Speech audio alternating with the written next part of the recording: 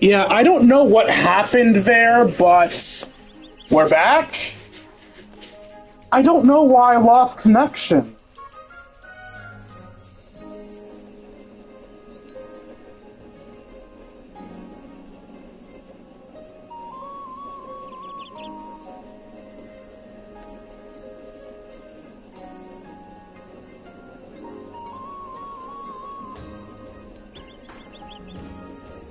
Okay, let's see.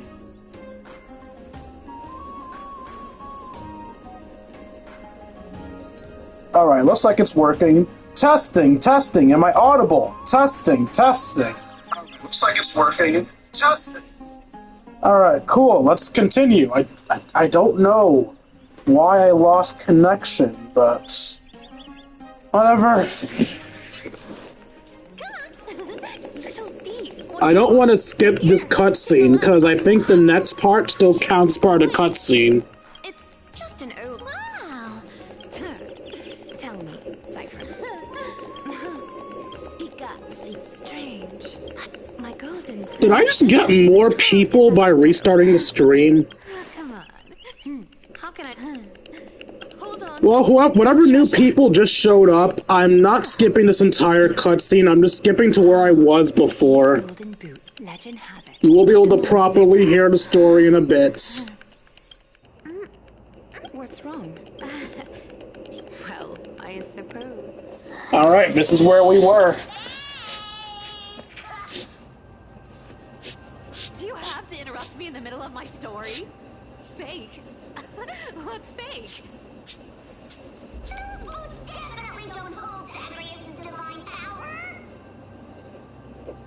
You're Amphorius' most cunning liar, and even you were fooled by a Goliath.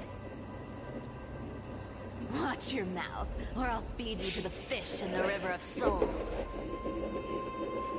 Weren't you curious how I got tangled up with that seamstress? Well, now you know. Satisfied. Clearly not, because he called you fake. I didn't expect such a simple story. How disappointing. But, boss lady, there's a chance Goliath wasn't trying to trick you? You're defending her.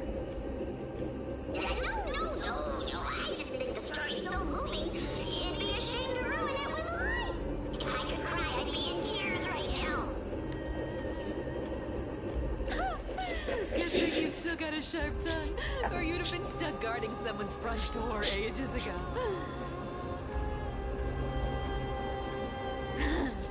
Enough chit-chat. Let's take a look at this place. The city of Styxia. Look how beautiful she is. Let me take a good sniff of this air. Oh, I forgot I can't, thing from here. This air, it's filled with the scent of treasure everywhere. Wonderful, just wonderful. Thanks to Castorus and Grey Mystery, the ancient city's barrier was finally dispelled. Now that I think about it, helping them was well worth it. Time for treasure hunting, Barto! Lead the way, and whatever we find, we'll split 80-20. You're so greedy. Suggestion? How about 70-30 instead? Listen closely. Do you hear that? The gnawfish in the River of Souls are growling with hunger. Seriously, woman? 20 is. How generous you are, boss lady Cypher. Anyway, what's with all this water? It's damn cold and miserable here. I hate it. Ooh, the mighty demigod of trickery. Uneasy around water. You wouldn't understand. The people of Dolos are talented in many ways. Just, not in swimming. Why don't we have a race? Long distance, sprint, or laps? Take your pick. What's got you so worked up? Relax. Who would have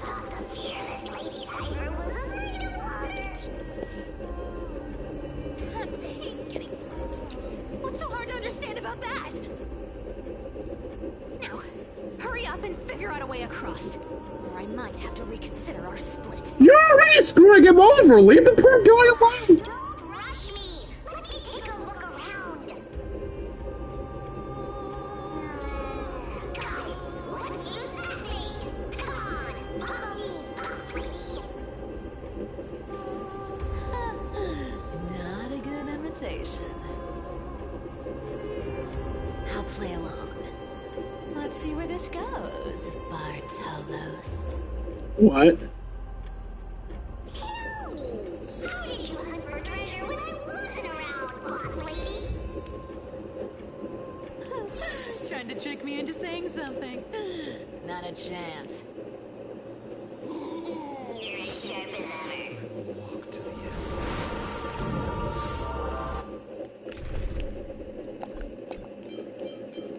Stop asking me to add her if you're not gonna let me add her. Meow, meow, meow, meow, meow, meow.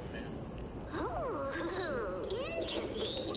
Very interesting. Was this device designed by priests of Ornyx? Do you think you can handle it? Don't underestimate me, boss. Just find a cozy dry corner and wait for me.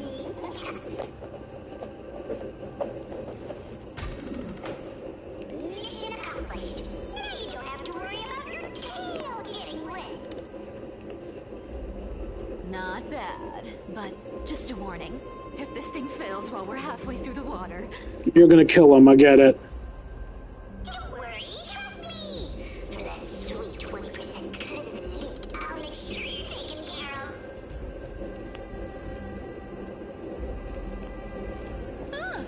this feels truly magical. When did you pick up this trick?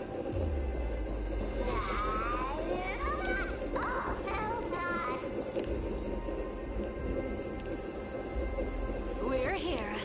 Can we turn off this spotlight now? It's really blinding. No problem. Just use the device over there to shut it off.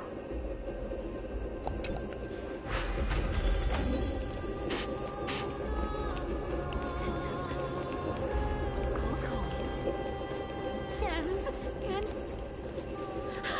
fine leather. Oh, it's so refreshing.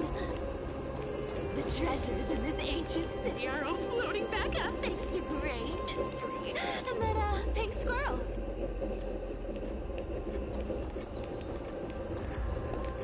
Yes, right here. What are you waiting for? Start digging. Roger that. Watch me. Why is this man doing all the work but only getting 20%? Bartolos activate excavation mode, unearthing the treasure beyond the thingy. That's a huge chest. Move over. I want to open it myself. You really are just a bossy brat, aren't you? Wow, a massive haul. Unbelievable. It's hard to imagine the kind of luxurious life the people of Styxia once led. As expected for a realm of Fugusa's disciples. This entire chest is filled with ornaments made from ocean's tears. Here, take this. See if it suits you. Thanks for the gift, boss. Much appreciated. Look at the clarity of this purple crystal. It matches my skin tone perfectly. Oh, safer. You truly have the most refined taste of all these Amporians. Let me try this on. Huh? Where is my treasure?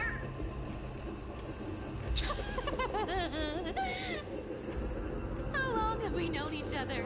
I can't believe you still fall for this.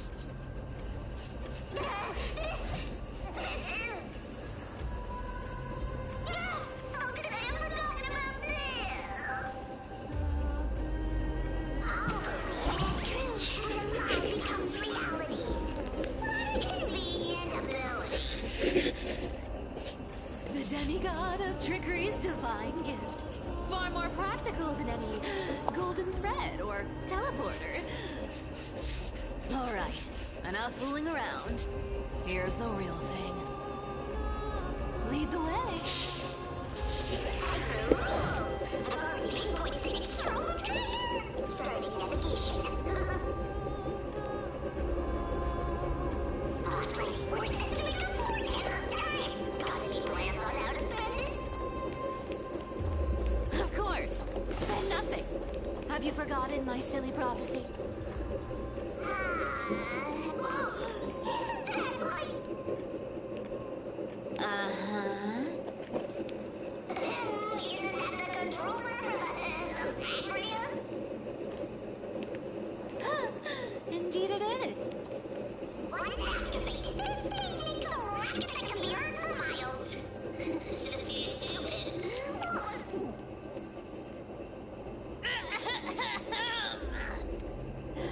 Seriously, what was the Titan thinking when they came up with this thing? Hey! If you don't want the trickery to be exposed, you'd better start by keeping your mouth shut.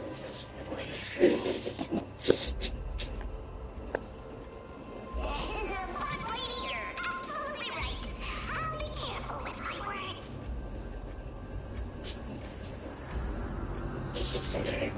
Oh, so the hand of Zagreus is fake? Interesting.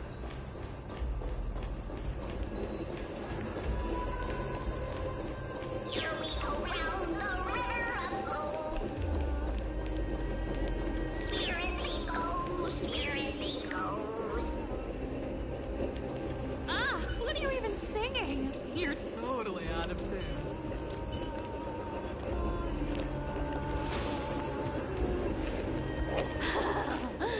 There's a big guy guarding this place. Yeah, big and dumb. Just a pure lump of stupidity.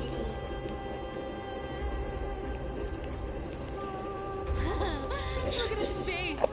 Oh my, how could something be so ugly?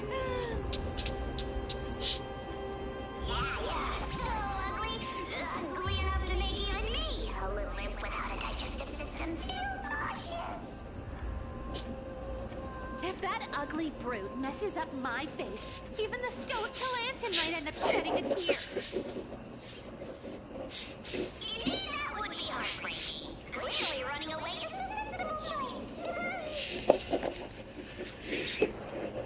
So, how about you take the front? I'll attack from the side. Right. Fleeing is a rogue nature. Huh?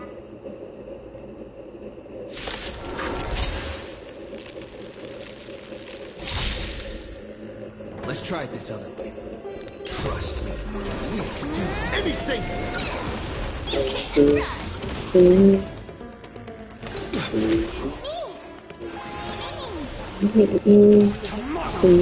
You want to take advantage? Come to me!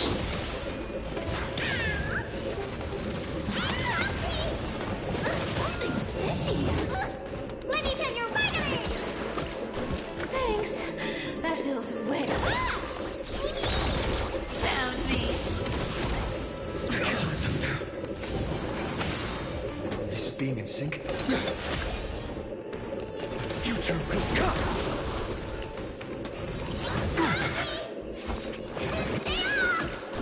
Thanks. That feels way I'll take it off. Useless creature. Take it down with just a couple of hits. How boring. Hey, Bartolos. Are you still alive? Give us a squeak if you want one.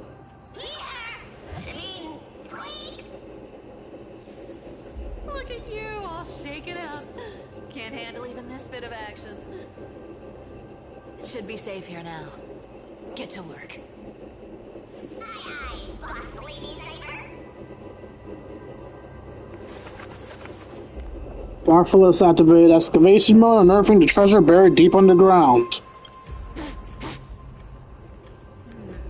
It doesn't smell like anything valuable this time.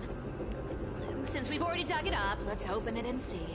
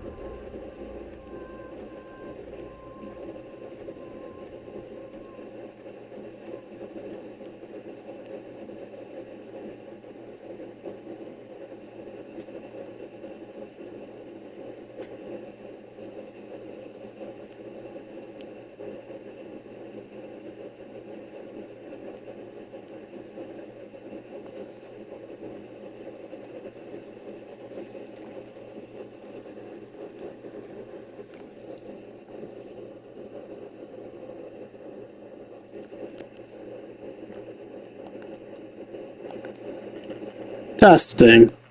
Cool. Just want to make sure. This looks tragic. Do you think they made it to Akuma? Probably not. I've never seen or heard of anyone from Styxia and Akuma. At least Stolos still has me left. Guess this city wasn't so lucky. Huh. It does seem unfair, doesn't it? Just because they were born in the wrong place, they had to face such devastation. Meanwhile, those in Akuma, simply because they're supported by the world-bearing Titan, continue to survive. Yeah, the world just isn't fair, is it? Speaking of the world-bearing Titan, Cypher, didn't you tell me once you used to be an apprentice at Kepali's priestly court? Did I? Yeah, you definitely told me, and I remember it clearly. Maybe it's been so long your memory's gotten a little fuzzy. Or she lied to you. Oh, right. I did tell you. It wasn't a big deal. I just snuck in with a bunch of mumbling priests and watched them do their spooky rituals around some glowing rock. Honestly, I was only interested in the wallets of the old grandpas on the council back then. Don't remember much else. It's been what, nearly 1,000 years? Oh, I see. Were you in a priest robe? No, that's hard to picture. Who asked you to picture that? Besides, priest robes from 1,000 years ago were nothing like the ones today. Right. I didn't think about that. I was just curious if you ever overheard anything interesting from those priests. How ridiculous. Come on, let's head to the next spot.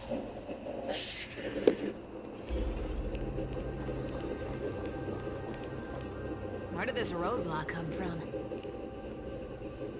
Ugh, this is so annoying. The treasure is right in front of us. Oh dear, we're stuck here. But I have a plan. Should we call on that big, noisy, cumbersome hand of Xandrath? Never thought that thing would actually come in handy. All right. Do you want to handle it? Leave it to me, boss. I don't need a controller. After all, you know.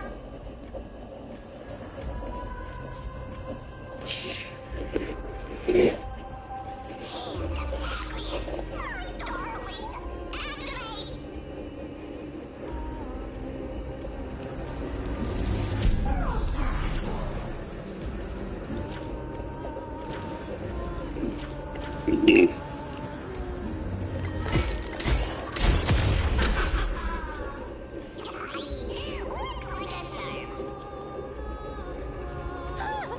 Not bad. However, I still don't see how this ties into trickery. Let's go to the next room! Hey, slow down. That question you asked me earlier. I think I just remembered something. What did I ask? You know, that question. The one you specifically asked me. Right after we dug up the second chest. Forgive me, boss lady, but have you been under a lot of stress lately? I didn't ask anything. You must have imagined it. Are you gaslighting her? Is that so? Maybe you're right. I have been a little on edge lately. I need to relax. All right, let's move on to the next treasure trove. Is he gaslighting her?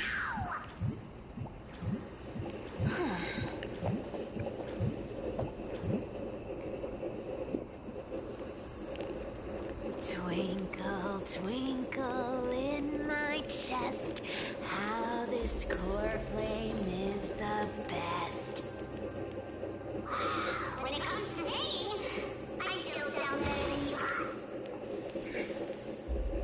Go beyond all time and space on the journey of flame chase.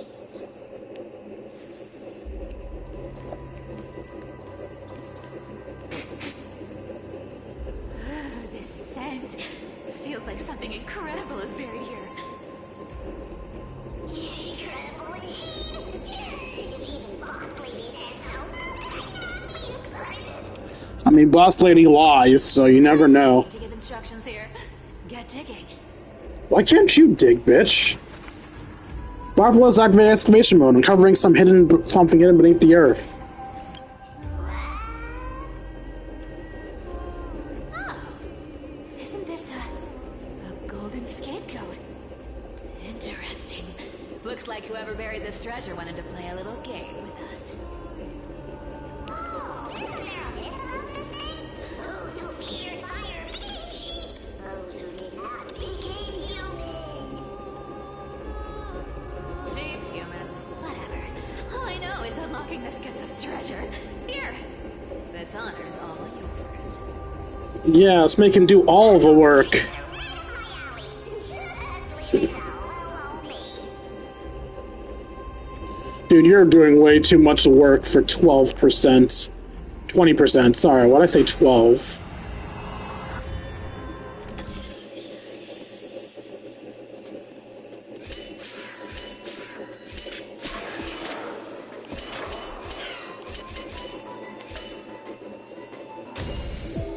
Well, that was an easy one.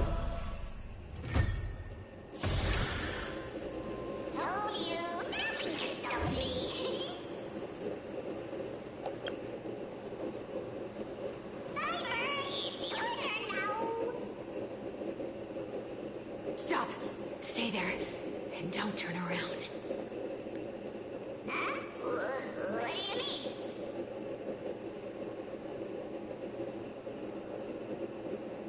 I told you. Don't move.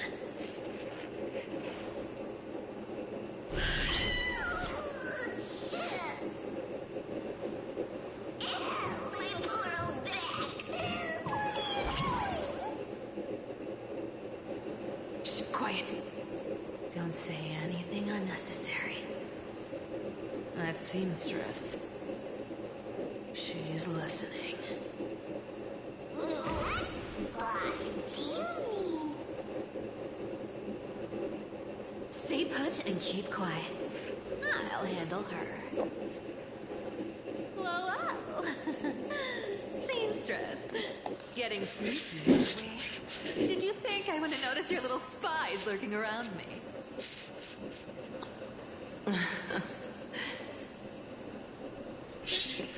As time passes, I find myself leaning more and more on blind luck. With only the power of this little nymph, naturally I couldn't slip past your sharp eyes, Cyphera.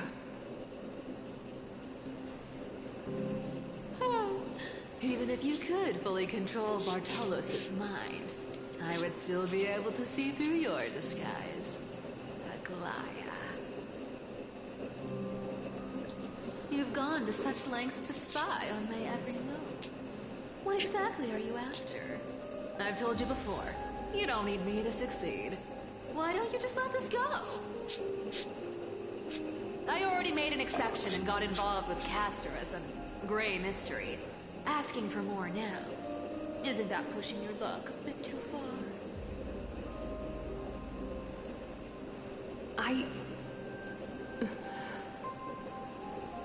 I'm sorry, Cyphera. I've plotted and schemed my whole life. But I never could have predicted our relationship would end up like this. I've spent centuries trying to figure out where I went wrong, replaying every moment over and over.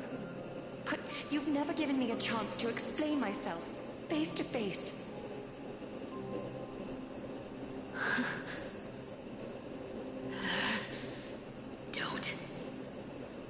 Don't talk to me like that. You know I can't take it.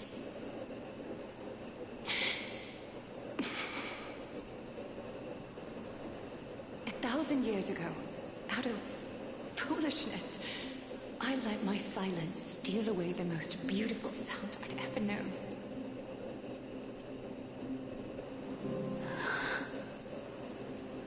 My silence. So this time, I must say this to you, even if it's all in vain. I need you, Cyphera. The Chrysos Heir's mission needs you. The finale I've delayed for far too long. It's finally here. Whatever resentment you still hold against me will fade once I'm gone. Please, come back to Akama. I'm begging you. Without you, they don't stand a chance.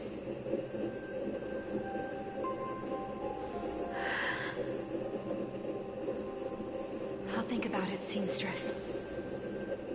But stop watching me. Unless you want to lose me for good. Don't worry. As much as I'd love to hear your voice again, to see your face, it seems that chance will never come.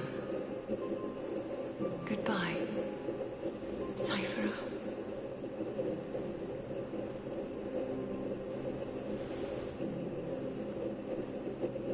goodbye, Aglaya.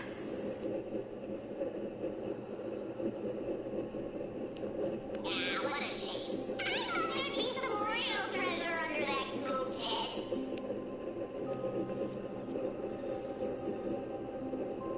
Turns out, everything in that chest was soaked in water from the River of Souls. Nothing valuable left. Those relics were once priceless. But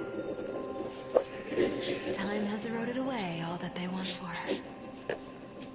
I feel like that's a lie. From you makes it sound so sad.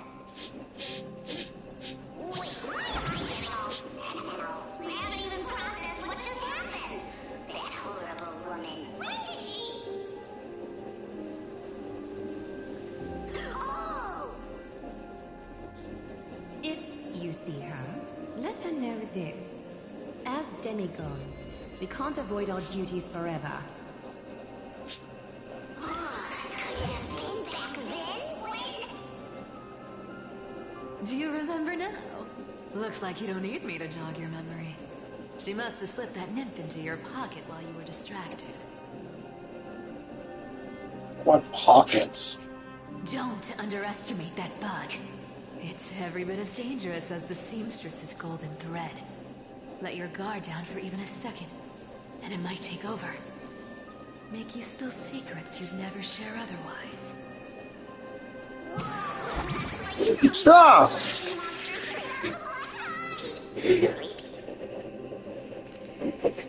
did you realize something was wrong? I'm curious. What exactly did that nymph make me say? Actually, it gave itself away very early on. Speaking of the world-bearing titan, Cypher, didn't you tell me once you used to be an apprentice at Kembli's priestly court? We've been partners in crime for 1,000 years. We've talked about everything there is to talk about. Except for that one experience at Dawncloud. I never told you about that. I absolutely wouldn't have shared that with anyone. But, boss lady, there's a chance Aglaya wasn't trying to trick you? And as far as I know, the embodiment of trickery despises that golden thread which forces people to speak the truth. You'd never defend Aglaya, Isn't that right, Zagreus? Wait, what? You have a terrifyingly sharp mind. I'm sorry, what? After all, I'm the only one in the world who knows you're still alive. To make sure you survive the Titan trial, I had to fool the entire world. If you want to keep that lie from falling apart, you'd better keep playing your part in the days ahead. Ah, so that's why he's listening to her. Even if it weren't for saving my worthless little life, I'd still walk through fire for Cypher without hesitation. Why? You may have been reduced to this form, but you still haven't lost your way with words. Speaking of which, Cypher, you're not taking that wicked woman's words to heart, are you? Life's been pretty great lately. Why get into trouble now? Don't you think? Honestly, I've been thinking. Maybe a trip back now wouldn't be too bad. You're back again, Cyphera, your face. I need clothes. Anything. Just throw me something. A piece of cloth will do. Just enough to cover the wounds. I will pay back the amount I owe. I promise.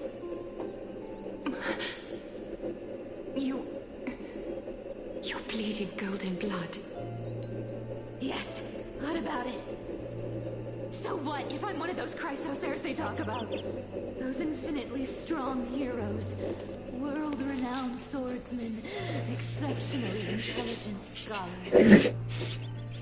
Cyphera. Oh, I'm sorry to disappoint. Who knew that group of amazing people would include me? Hopper. Thief. Con artist. Maybe I should just make another cut to drain all this yellow stuff out of me. Stop it, Cyphera. I'll give you clothes. Warm you up and...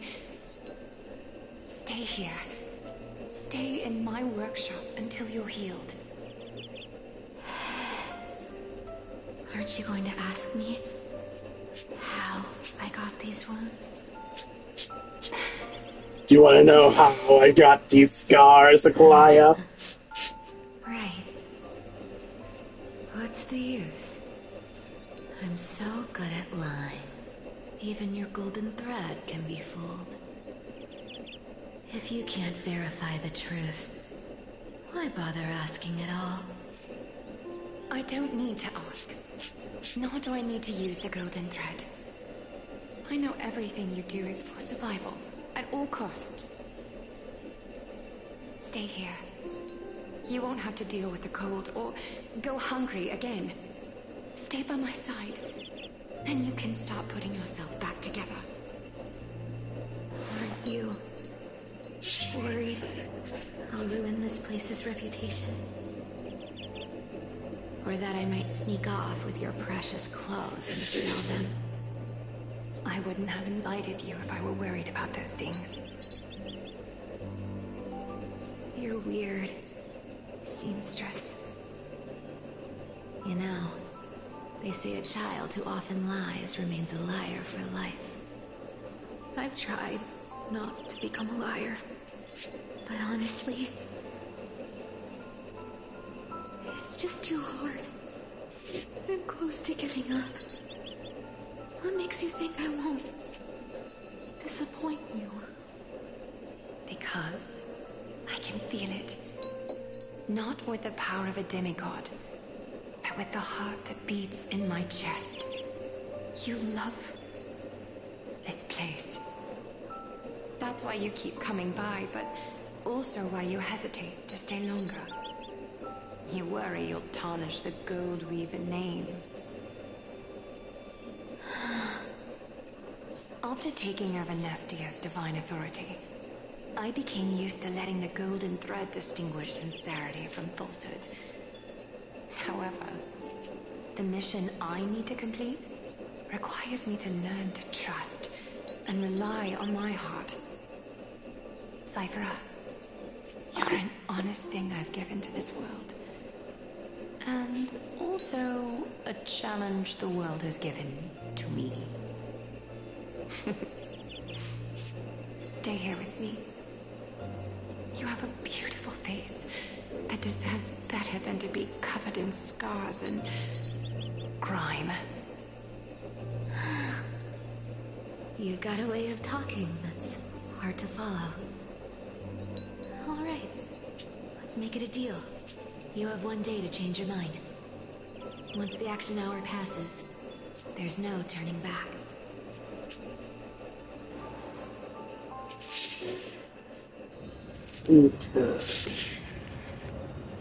These folks in black are not responding to provocations, nor do they seem intent on fighting.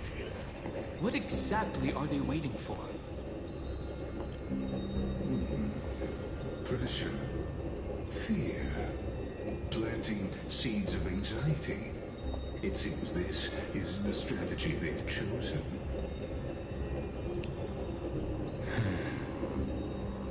An organization that sees it as their mission to eradicate the Chrysosaurs. I've read some chilling accounts. Stories of the cleaners using alchemical arts to implant fragments of memories into their successors, ensuring both identity and hatred live on. From what I know, these stories are true. The kindness we know today, strictly speaking, is the 27th kindness. Objectively, the rise of the cleaners was both inevitable and necessary. Yet their ruthless and twisted methods earned them nothing but disdain and condemnation from history. And still they endure. An organization persisting through time, now working tirelessly to obstruct the flame chase. Are they truly so terrified of the Aeronova the Chrysosaurs strive for? Even in these crumbling end times, there are always those who find ways to profit from the chaos.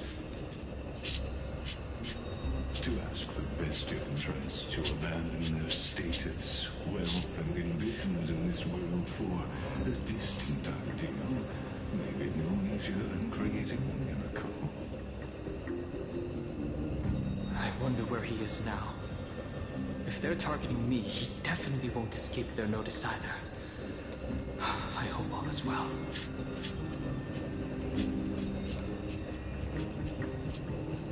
Is that Lord Krateros? There you are, Lord Donghong. We couldn't reach you on the teleslate, so the Holy City Guard almost assumed you two had met some terrible fate. You pests crawling in the shadows, back off.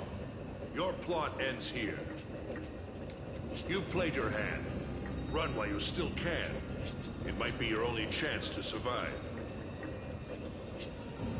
Stay away from Akama forever. If you set foot there again, the fury of its people will tear you apart. Because Aglaya is dead, and in the eyes of the Holy City citizens, her blood is on your hands. Oh, so she died off camera. Well, they're going to show us to the death now.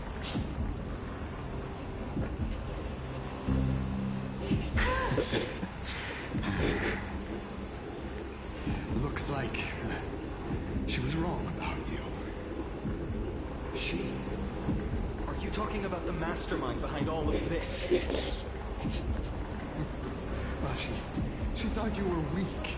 She believed that even when you were facing the evil that you claimed to oppose, you'd hesitate to strike. Misinterpreting mercy for weakness shows how arrogant and foolish your master is. They're still alive. With proper care, they'll pull through in a few days. But I must warn you, I haven't fought a human in ages. I can't guarantee I'll always be able to hold back. They're lucky they're still alive. If you feel as lucky as they are, try me.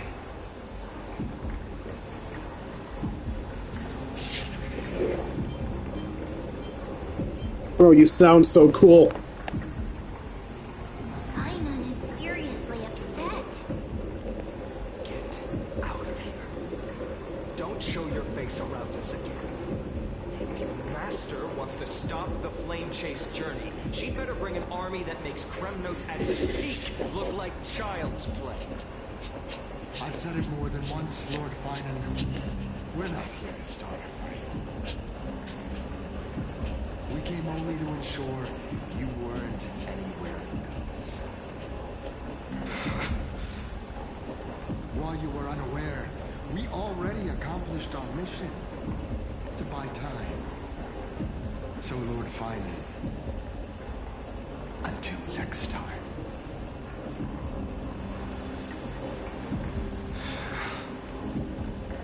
Are you okay? I'm fine.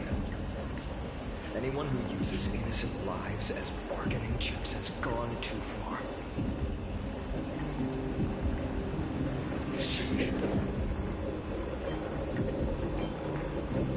They were after the Chrysoeris. I guess the opposition within the Council of Elders is still desperately fighting to obstruct the Flame Chase. If the conspiracy is exposed, they'll be hunted down in the Holy City like rats with no interruption, no matter where they hide.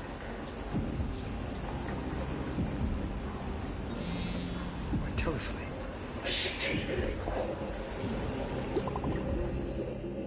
New message. Group message, specifically. Garment Maker. Global announcement. Due to force measure, the World Wound Web operations will be temporarily suspended. Please stay calm and remain in your homes.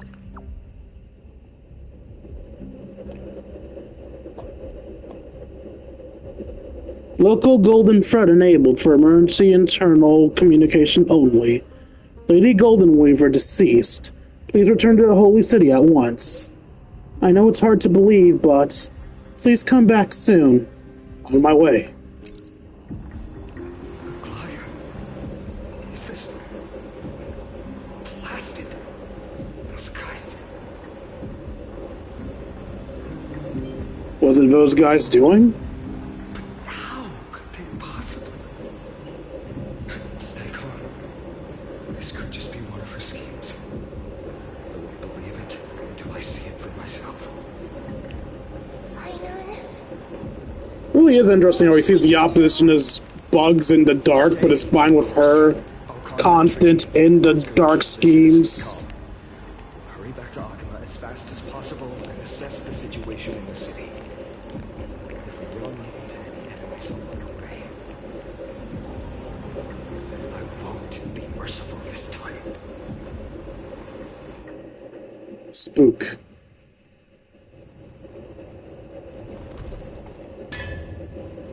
Cartonis.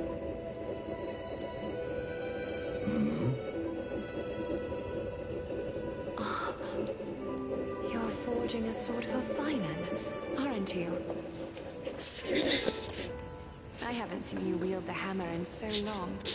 I couldn't help but be entranced by the sight. You, Glaya. In this form, you come to me. It means... That's right. At this moment, my physical form is already shattered. My journey as a human in this world has come to an end. It's time to fulfill our pact. Of course. The pact I haven't forgotten. The thing I entrusted to you, do you still have it? Far too plain this vessel is. Not worthy of you. Do you still insist? I insist. Oh, she's getting some type of Over mech the past body? 1,000 years, every piece of fabric I've worked with has been tainted by my cold divinity. It's made me hate their colors, texture, and scent. This ornament stands apart. It was a gift from a child. She was pure and kind. I often wished my childhood could have been like hers. How to say goodbye to everyone? Have you already planned? I'm afraid there's no such detailed plan this time. I deeply regret not being able to say farewell to them, one by one. The moment has come. My departure will give them one less thing to worry about. This party should help ease the regret of such a sudden goodbye.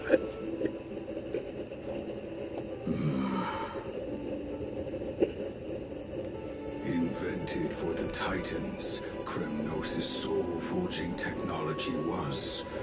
Though divinity it retains, filtered out, the remnants of humanity will be. Is that what you want, Aglaya? You've confirmed this with me repeatedly. Yes, Cartonis. I need you to do this for me. Condense my divinity into this ornament. It might still be useful in the future to help them complete their mission. Selfless until the end.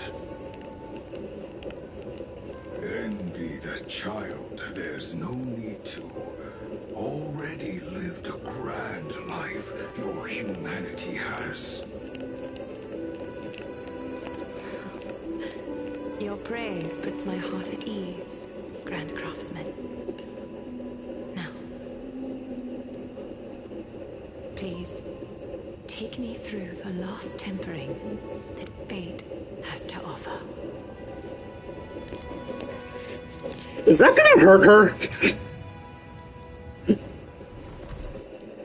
I guess she doesn't have a physical body anymore, so I guess it wouldn't, because she doesn't have nerves. Silent. And tension is building with every passing second. The news is probably spread by now. Every household is locked up tight. All the market stalls have closed down temporarily.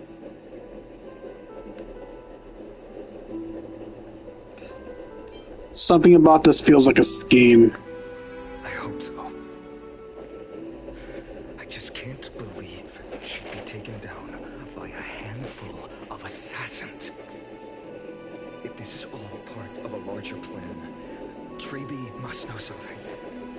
She just couldn't say it in the message. Let's go find her.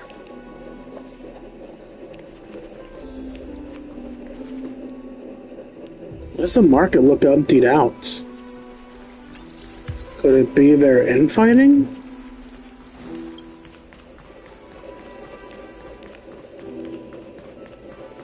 The people don't even know what's going on. Heroes, our heart bleeds with yours. No comments from the old folks. Dunham came back before us. Maybe he's heard something. Oh, Donny boy. You're back. How's everything? No injuries, I hope? Don't worry. The cleaners didn't lay a hand on us. I mean, they tried, but they failed. Were you in the city when it happened? What exactly went down? Regrettably, no one knows the details of that moment. Eyewitnesses only saw. It's fine. Just tell me. What, did she jump? Eyewitnesses at the Memorial Palace saw Aglaya fall from the Chrysos airbath. Fuck, she jumped! Okay! What? She showed no signs of life by the time the Holy City guards approached to check. They were too afraid to jump to conclusions. After all, she was a demigod who lived for over 1,000 years, the leader of the Chrysos heirs. Most citizens of the city believed that death couldn't touch her. She was pierced through the heart by a uniquely crafted dagger. I saw it for myself. It's one of the weapons carried by the cleaners. Why didn't they go after us? I also don't understand. This doesn't add up. The ones who appeared in the grove and those who confronted Don Hung in the Abyss didn't immediately resort to violence. They were just watching and trying to intimidate. They didn't have any reason nor the courage to attack Aglaya. Perhaps. Speculating blindly won't help. Let's go find Lady Treby, as she understands Aglaya's mind best. I'll stay here to lead the guards and maintain order. Find out what happened, but don't take too long. With Aglaya gone, someone has to take her place and lead Akama. Yes, we know, it'll be Phanon. Also, Miss Hyacinth was the one who declared Aglaya dead. You might want to speak with her. Thank you, Lord Crateros.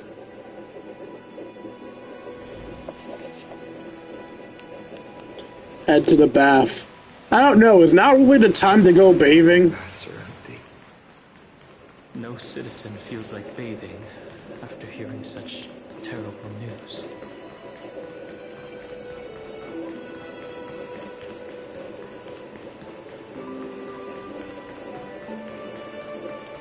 I know I should feel sad right now, but I never liked Aglaya, so I don't. Heroes, you're back. I am.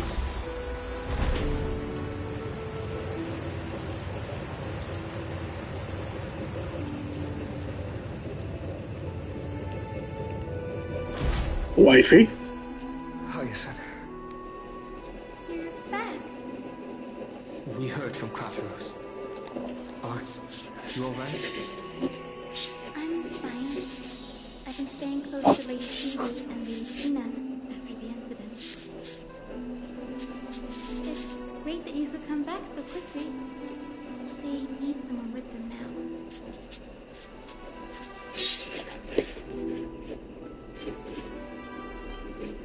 How are the two of them holding up?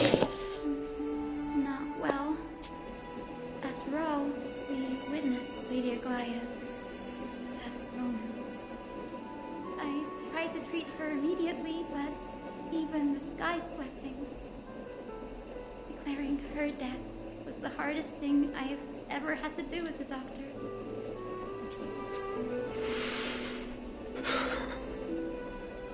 Lord Finan, don't push yourself. You're carrying a heavier burden now. Please, don't fall.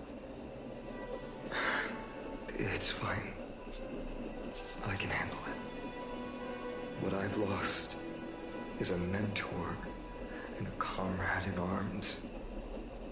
But for Treby and Treeman, they've lost 1,000-year-old bond. Like they're losing a part of their lives. You should rest, Hyacinth. You've been awake for a long time, haven't you? We'll handle things from here. Okay. See you later, everyone. Next, we should visit Lady Treby.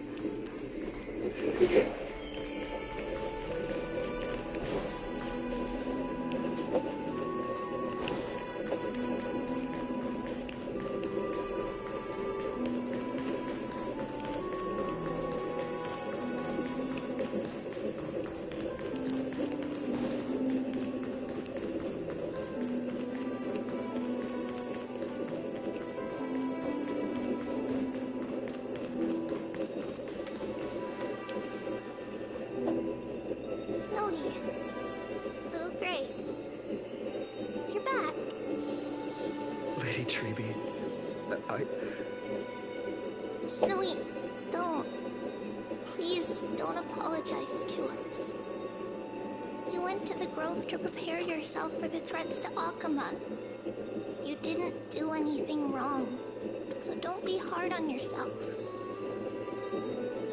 We were always by Aggie's side throughout this long journey, so we understood her thoughts better than anyone.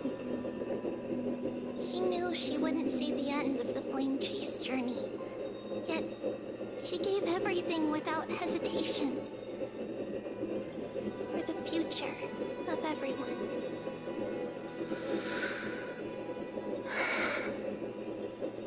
I know what Aglaya expected of me. Right now, the last thing Akama needs is a leader wallowing in self-pity. The scroll over there was entrusted to us by Aggie. She instructed us to hand it over to you when the time was right. I think now's the right time.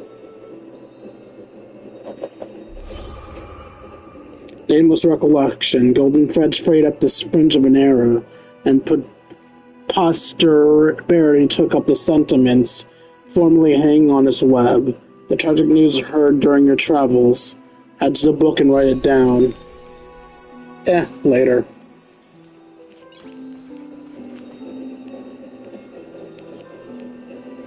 So that's Aglia's message. A student memory thing.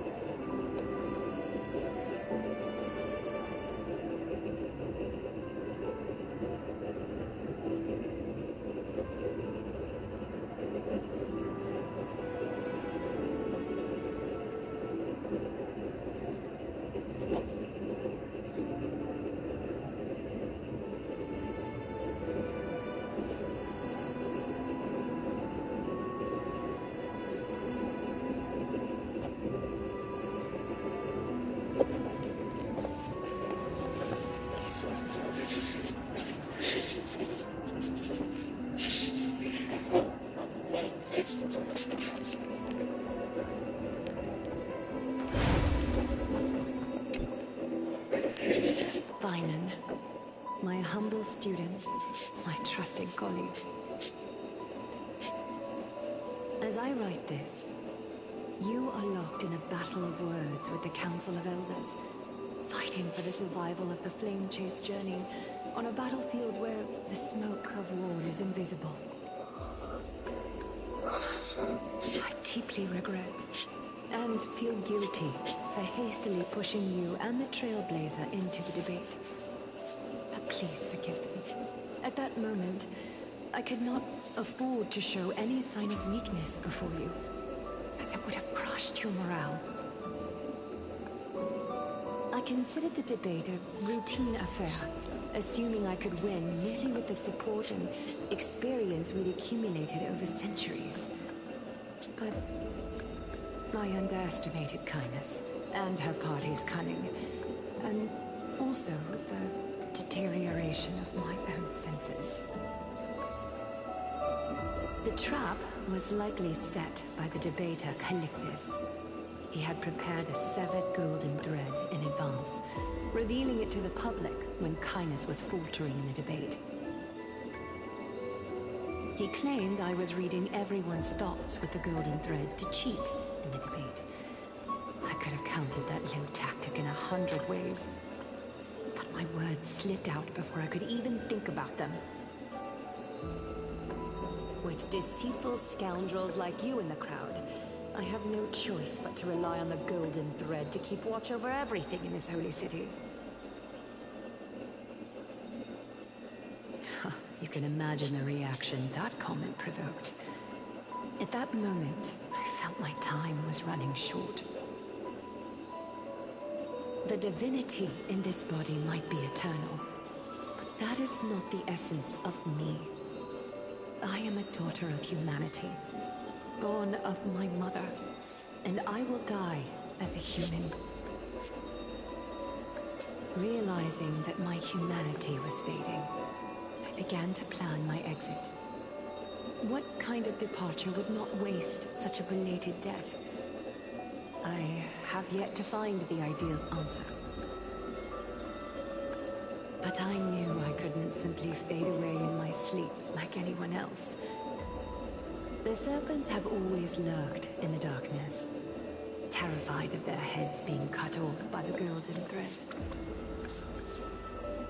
If my departure were to be calm and uneventful, it would only lead to a swarm of those serpents emerging from their nests. Regrettably, a peaceful death is a luxury I cannot afford. I must feign weakness deliberately to make those serpents lose patience and act rashly. Just as they think they've struck and sunk their fangs into my heels, that's when I'll strike back, igniting the final blaze to burn away the threats hidden in the shadows. The blaze soaring into the sky might sow fear and confusion, but I have no worries about people losing their way. After all, Alchema still has you to guide them, Finan. You're not perfect, Finan. I've witnessed your confusion, recklessness, and deep sensitivity, dawn after dawn. The heavy burdens of your past have always weighed you down, inflicting deep pain. Yet, in your way, you are perfect. You embrace everyone's imperfections, always ready to find the precious qualities hidden beneath their rough exteriors. Unconditionally. That might be what sets our Sky Father Kephalith apart from other deities. They recognize the imperfections in their creations, yet still choose to shine their light on them, offering protection with unconditional love. Finan, while you zealously pursued strife, believing it to be your destined path, from the very beginning, my thoughts have never changed. You are the destined world-bearer of Emphorius, the gate to Emphorius' future. Go, complete the flame-chased journey of the prophecy, ignite the stars, and inspire hope in the hearts of humanity. I will be waiting at the end of the West Wind, looking forward to the miracle you will create.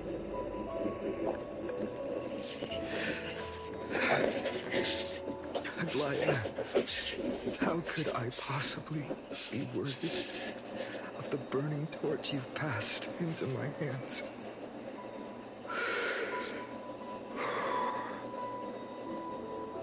Along, can you do me a favor? Whatever I can help with, Please deliver a message to Lord Craterhouse. Have him gather the Holy City guards and the Criminolans to spread the word from door to door. At the lucid hour tomorrow, Finan will speak at the the Memorial Palace. Urge everyone who has concerns about the Holy City's future and the Flame Chase journey to attend this gathering. Tell them Aglaya has left Amphorius the seeds of hope. Understood. Thank you. It's been a harrowing day for everyone. Please make sure to rest well and collect your thoughts. I need to prepare.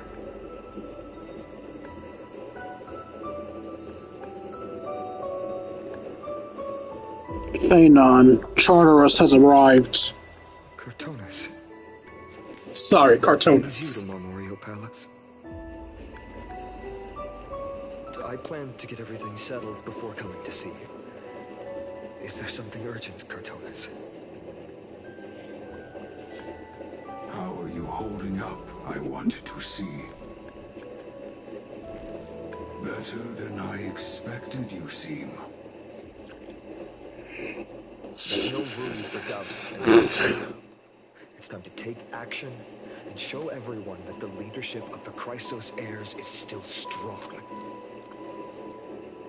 Right, your assessment is. Now, here, take this. Is this it? You've completed it. Dawnmaker. The name I've chosen for it. Before dawn, prepare for battle. For tomorrow, wield your sword. Befits your stature, it does. Chrysos heir. Dawnmaker. Unbelievable. You've never seen that black-clad swordmaster. Yet you've recreated this so precisely, just from what I described. Precise your description. Imbued it with the power of dawn I already have. Guided by your will, gleam with golden flames, its blade will. Wield it. May triumph always be yours. Thank you, Cartonis. I will use this sword to protect the beings of Amphorius. Another thing there is. What's this? Stored here, the remnants of Aglaya's divinity are.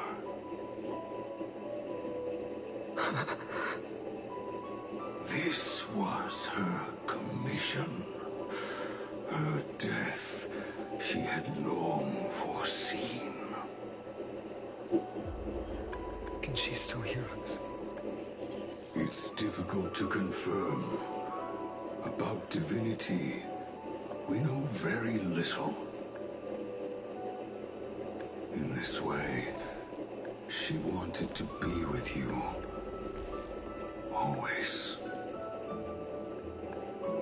I understand. Let me keep it. With this, we'll have another constant companion by my side.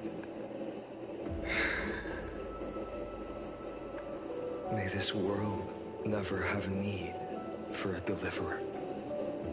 Someone told me long ago. But when the world dashed her hopes and fell into disarray, if she could see me now, leading from the front, rallying people against their destiny, she would surely smile.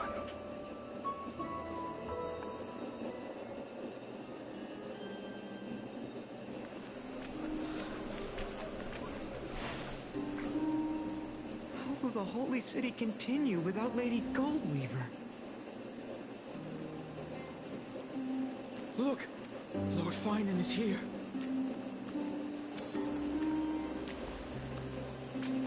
Will he step up to lead Akama?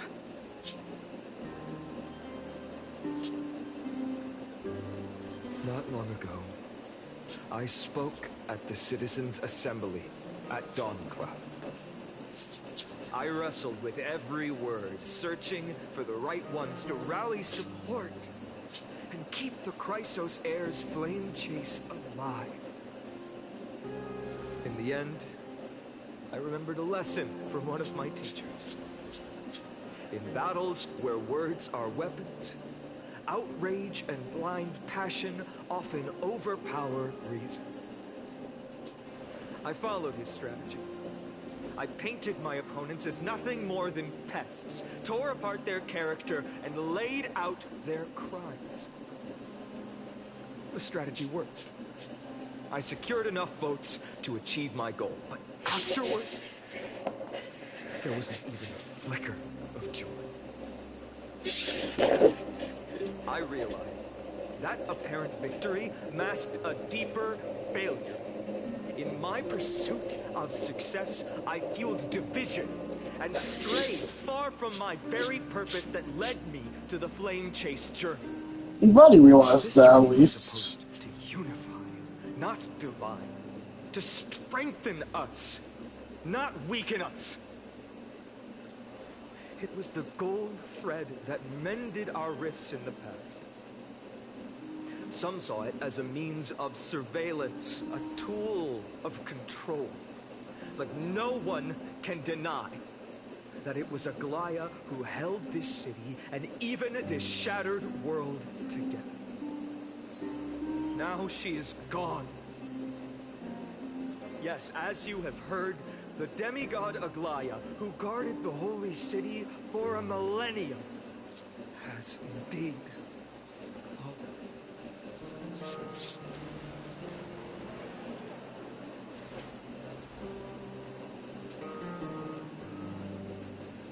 Who murdered Lady Goldweaver?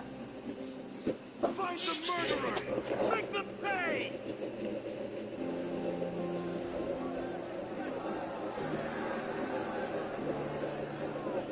I felt the same as all of you initially. I wanted to stand here beside you, to condemn the sinners, to discuss retribution, and to see justice brought down upon them.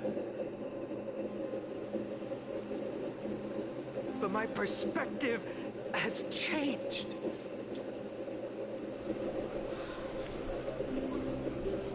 The golden threads that once bound this city have unraveled. Yet no one is celebrating their freedom from control. In the empty markets and bath chambers, one feeling lingers. Unease. Deep down, we all know the last safeguard against the harm we may do to each other is gone. No divine power will protect us from the malice in our hearts. From now on, only the moral code we choose to uphold for ourselves will stand between us and the abyss. Einon has a way with words.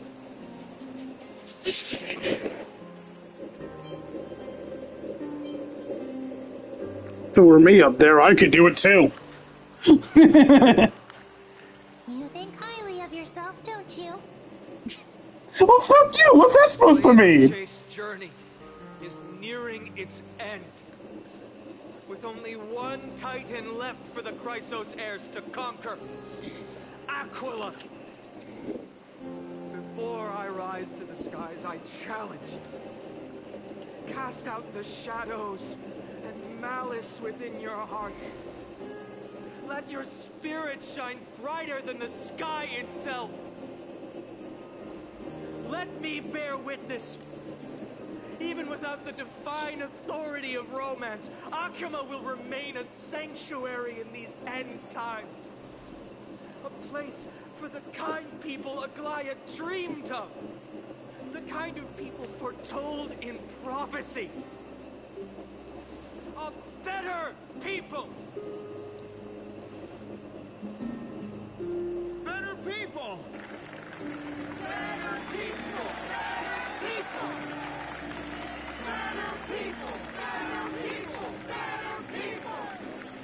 sheeple. I appreciate your willingness to accept the challenge. You have reminded me that Aglaya left me perhaps the simplest duty in the world. To bear the burden of creation, I need only to give one thing. It's a gift she once gave me without hesitation, and now I share it with each of you. Unshakable faith. There's still a long way to go before Amphorius is reborn. But we will not forget the past as we move forward. For the memories of Amphorius will always benefit future generations. Allow me this moment. I want to borrow a few minutes of your time to commemorate a demigod who protected the Holy City for a millennium. She was Akima's dressmaker, the leader of the Chrysos heirs, the Goldweaver, Aglaya, and her greatest feat was being a selfless person.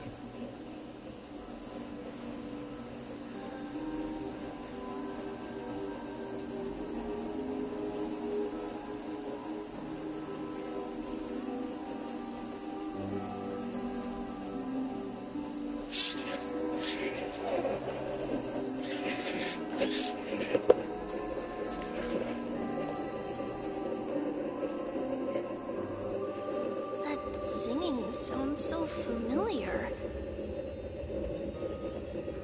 That's our song, and Snowy used to love it. Yes, Lady Trian. For that child filled with anxiety. Your songs always dispelled the clouds in my heart. Even if for just a moment. Snowy was so cute and kind when he was little. Now, he's grown so much. Maybe not as cute, but still just as kind. Time spares no one, so there's nothing we can do. But kindness, you helped nurture it in me. Don't mention it. Your light is as bright as ever. Keep it up and stay strong. See you, Snowy. Goodbye, Lady Trian. Oh shit, she actually disappeared! I was thinking about how cool it'd be if she did, and they actually did it. Nothing but sleight of hand. Not at all, Professor Anaxa. Zagreus. Without those techniques you taught me, the Flame Chase journey might not have survived. Good thing your head's still clear. A Chrysos heir of Kefali. I had no idea you had it in you while I was drilling those formulas in your head in class. Who could have thought, Professor? By the way, I've completely forgotten those formulas now. Some things never change. In our next lives, I'll teach you how to truly embrace your divine duties.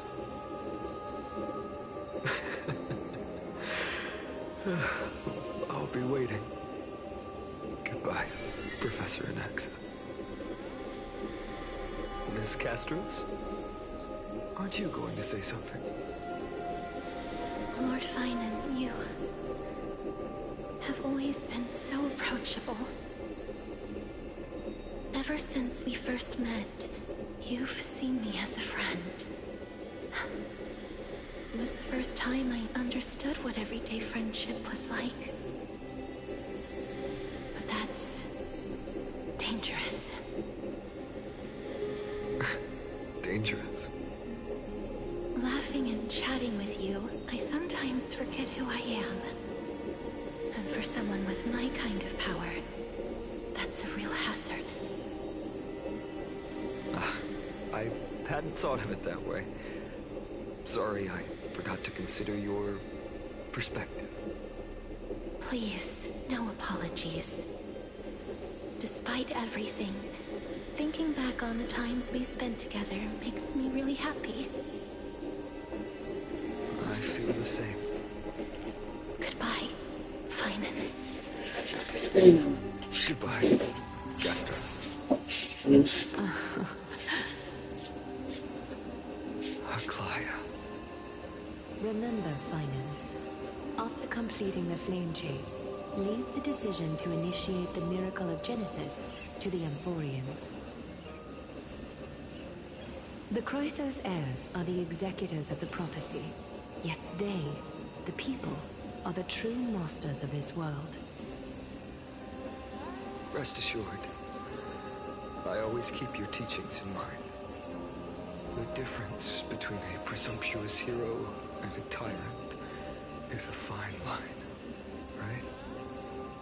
Well said. You've got a good memory. It's late. Anything else you'd like to add?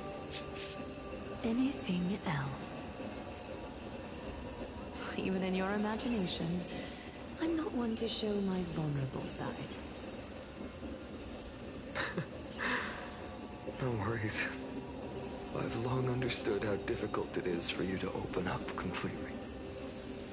Thank you for bringing me here, Aglaya. You saved me. Maybe what I wanted to say wasn't you, child.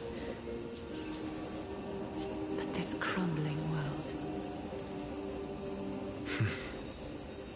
Goodbye, Finan. Goodbye, Aglaya. Did you forget me? You're not you. dead. Like I'd ever. We aren't parting ways forever.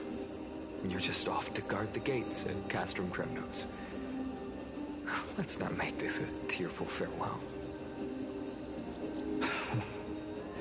You know just how to make a person uncomfortable. I have a feeling we'll meet again in this lifetime. Let's have another showdown then. Deliver. That's very confident of you. I've changed since then. Have you seen this sword? It's a masterpiece freshly forged by Cartonis. A bold statement for a mere mortal who hasn't yet claimed the power of a titan. See you around. Finan of Ides Elysiae. It's a date. Martimus. What a poignant, yet splendid journey. Ma'am? And it's still not over yet, is it? There's the highest sense, I can't tell. Cyrene. Oh! I was right. In the end, you did become the deliverer in this story. A lot has changed while you were away. I've met so many people. I've tried so many things. I've found new resolve. And I've let go of some attachment. I'm not the same person I used to be. But to me, you've never changed at all, Finan.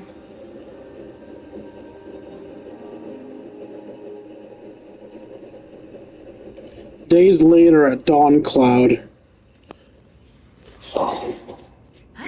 Dawn Cloud. This place holds so many different kinds of memories. I remember you could see the Gold Weaver sign from here, all the way down the mountain. But my eyes aren't what they used to be 1,000 years ago.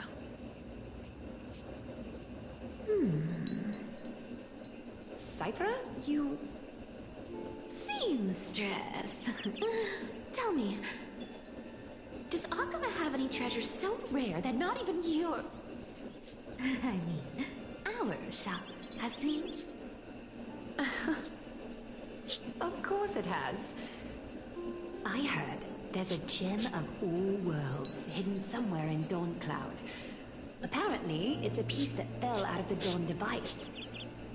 It's truly a priceless treasure, being a part of Kefli's divine body. Even I, the Gold Weaver, cannot witness its glamour. Gem of all worlds. Nice! Got it! Well, please keep looking after the shop while I... Let me guess, Cypherer. You're probably already plotting to sneak into Dawn Cloud to steal that gem, aren't you?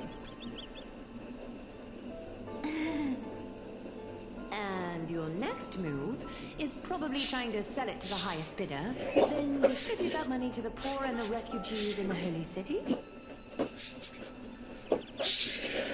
Look, seamstress. Are you sure you aren't peeking into my head with your golden threads? You might be skilled at covering up lies, but your compassion is all over your face, plain as day. Don't lie to yourself. Do you honestly think this is the right thing to do, Cypher? What else am I supposed to do? That's the only thing I can do with my power. You keep talking about how I have the potential to become a good person. Or even what people call a hero. But I don't know what I need to do to get there! I can't weave golden dresses like you! I can't sing as well as Miss Hyceelens! And I definitely don't know as much as Big Sis Treeby! Okay, that's adorable. The only things I'm good at are the underhanded street smarts that no one even respects. But I still want to be worthy of you. I want to prove that you've made the right choice. Even thieves can dream. Right?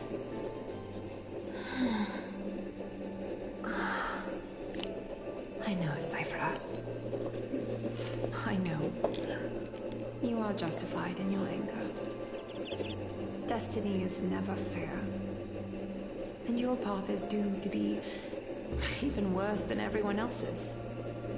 You are fated to walk in the dark and bear the world's misunderstanding in this journey. But you have to believe that everyone in this world is unique in their own way. I am convinced that you're the only one who can bear the authority of trickery. Even if you have to contend with the legendary 300 master thieves of Dolos.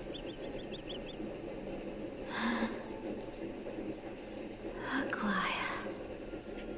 I just want everyone to believe that the world is beautiful. And that everyone is simple. And kind. If only I could get everyone to believe that. Would that lie become reality? If enough people believed in it? Even though it's a lie. Lies will always be lies, Cypher. But sometimes they can be more noble than the truth. Huh. Are you really planning to just stand there forever? Honestly, sneaking around doesn't suit you, Deliverer.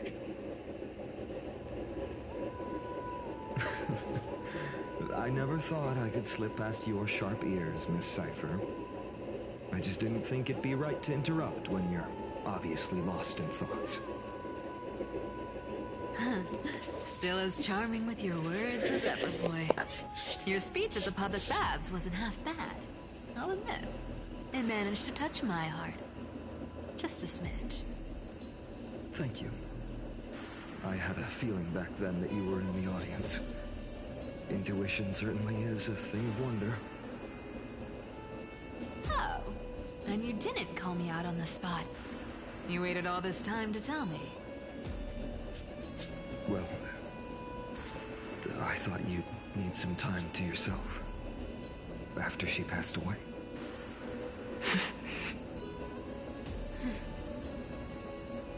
None of your business. Enough small talk. Tell me, what kind of trouble did you run into that you need me, the super old-timer, to step in?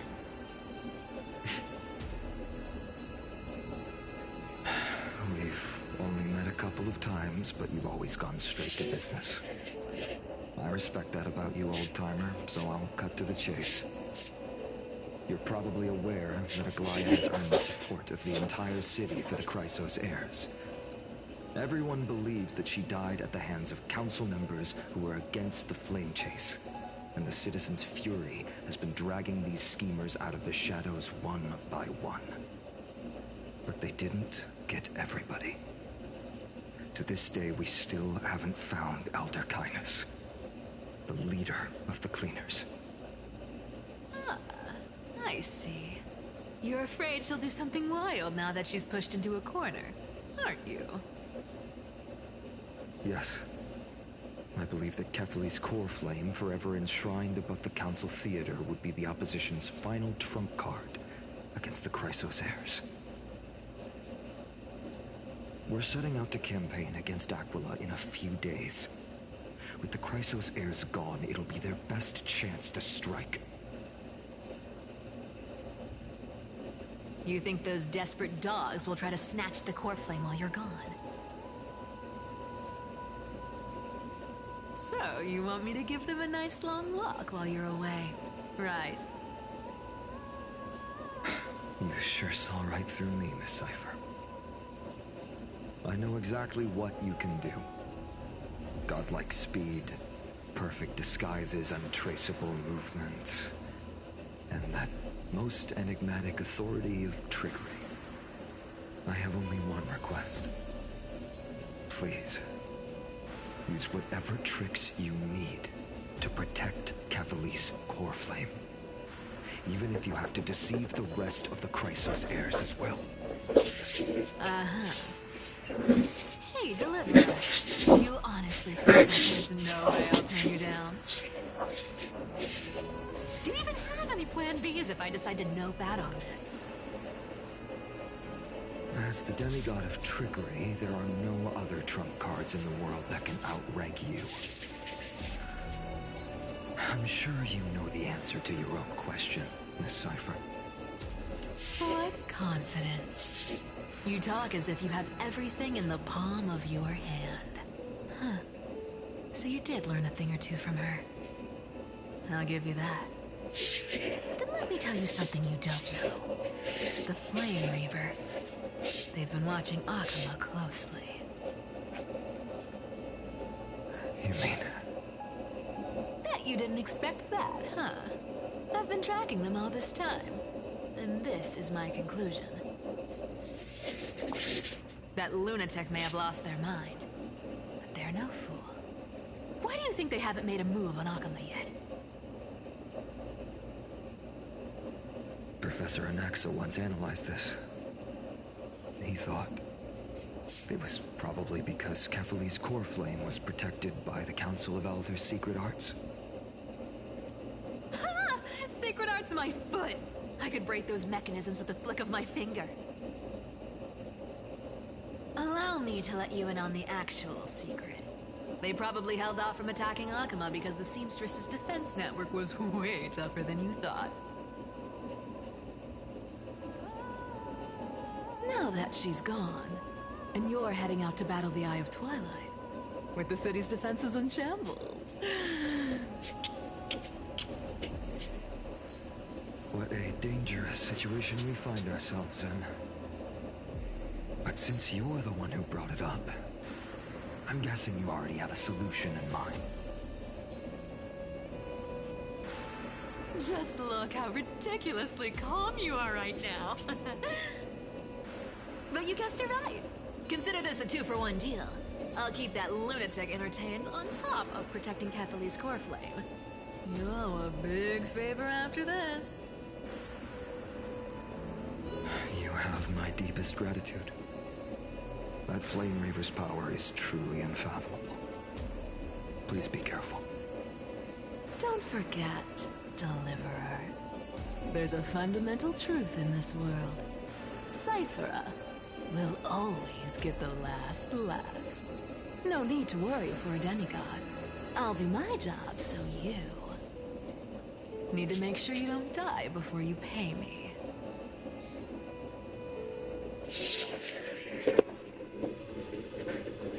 Meanwhile, in the Grove of Epiphany.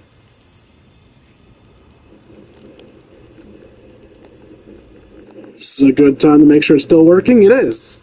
I've been trying to stay away from here since the Black Tide destroyed Can I finally stop double-checking that every 5 seconds? Stay away from the memories that might make me sad. But the wind keeps pulling me back. Maybe that's the Twilight Courtier's duty, after all.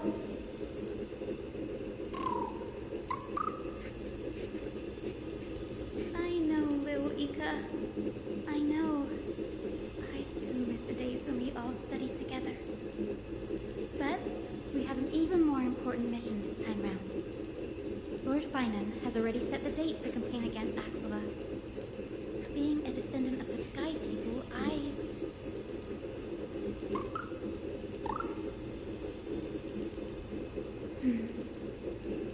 You're right. At least I can still afford to get lost in thought once in a while. Oh, ancestors. Please wait for just a bit longer. The time I spent in the grove deserves some reminiscence.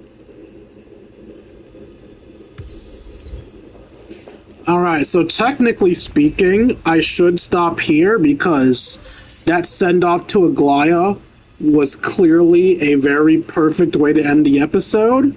But looking at the missions for tomorrow, I want to do this one today because I'm afraid tomorrow's will take way too long if I don't do it now. So yeah, we're going to do one more. Bree, have you ever seen a rainbow-colored sky? What?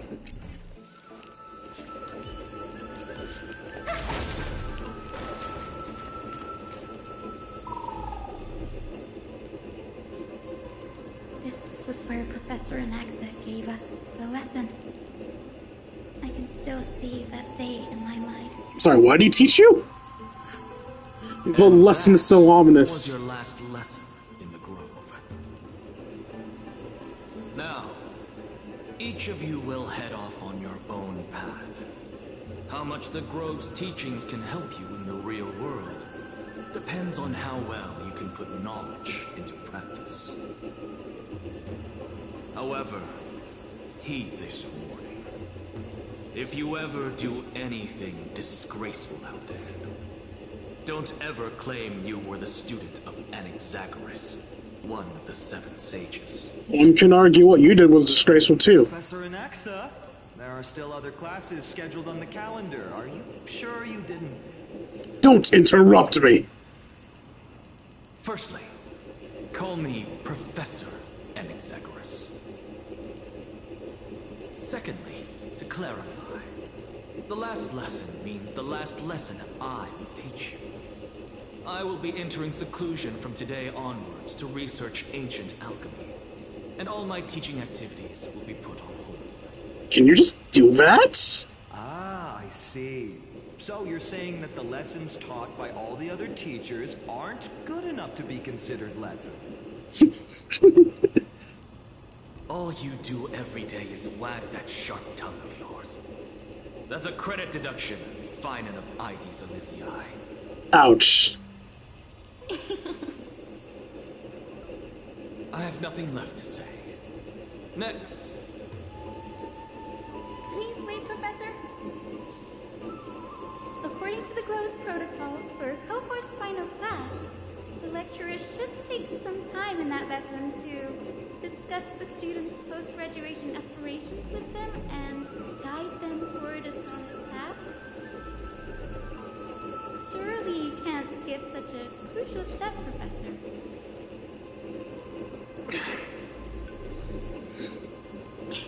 She's such a good student. Miss Hyacinth is truly Professor Anax's nemesis. Wow, she's a teaching assistant? Fine. Since Hyacinthia insists on this. Hyacinthia? The process. So that's her actual name, huh? Eager to speak. Why don't we start with you, Violet of Ides Elysiae? What is your post-graduation aspiration? Me? Well, it's not exactly an aspiration, but the only thing I want to do is to protect the people I care about. I see. So you want to be a hero? How boring. Well, fuck you too! I didn't say.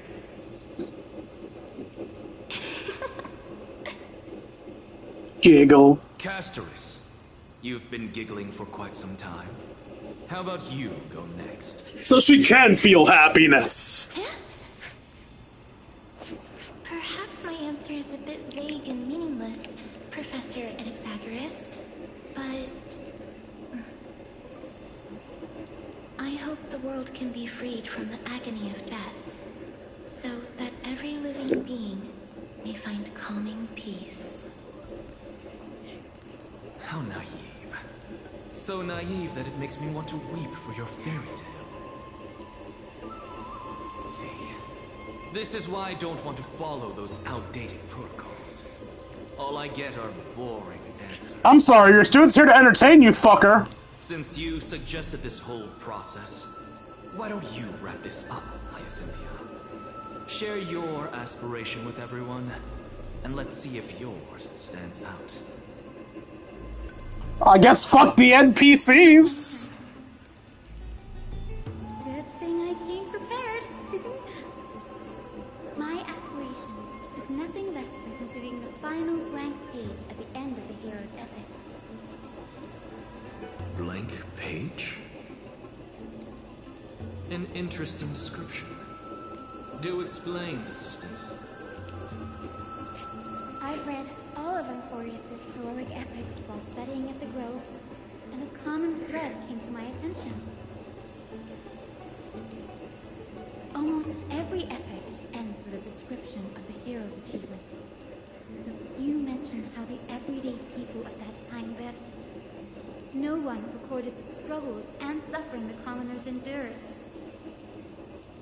So you're saying that, instead of legendary heroes, you're more focused on commoners living on the peripheries of historical records. Perhaps I'm influenced by my background. My ancestor, Seliosi the Day Thunder Knight, raised her spear against the sky and ushered in the flame-chasing era that continues to this day. Her story is told to every child descended from the Skyfolk. We have no doubts about Seliosi's greatness, yet her towering figure overshadowed every record from that entire era. What about the Day Thunder Knight's family, allies, and friends? What about the survivors and those who died in the great battles? Whenever I think about their stories by the campfire, I realize the details of those legends have been long lost, and only Seliosi's name remains. Her brilliance had become as blinding as Aquila's, lording over everything on the ground. That's why I'm glad that my era does not lack heroes. All my ancestors had was a sad past, but I have a future I want to protect.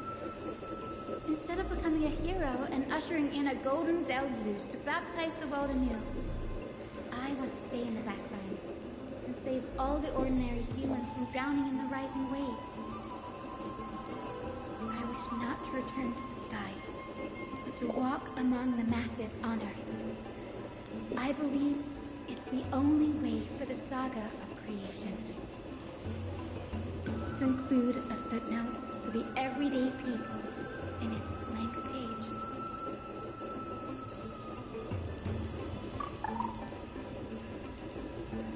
That was 2 dudes. Why did it say free? From remembering how I said all that. But my beliefs have never changed. Now I really have a chance to stay behind the hero's front line and realize my dream. Oh, Hyacinth. Danny, what are you doing here? Starting to see why people ship these two. They seem to have they interact a lot. Finan mentioned you were gearing up for the campaign against Aquila. Are you here too? You guessed it. To reach Aquila's realm in the sky, descendants of the Sky People must perform a bloodline ceremony, summon the spirits of our ancestors, and get their blessings. That's the only way for creatures on Earth to forge the rainbow bridge to the sky. And the soul of the first ancestor I want to see is here in the grove. The rainbow bridge is essential to retrieve the core flame of Aquila, but undertaking such a vital ceremony alone is far too risky. Don't worry. I have little Ika with me. He will protect me. There is nothing little about that fat fuck. Good, Ika. Well, what brings you here, Danny? I must increase our ship. Collecting as many myths and research about the Titans as I can. Everything about Amphorius is a valuable addition to our databank when I get back to the Astral Express. Great. If all goes as planned, you and Gray will be able to go home after this mission, won't you?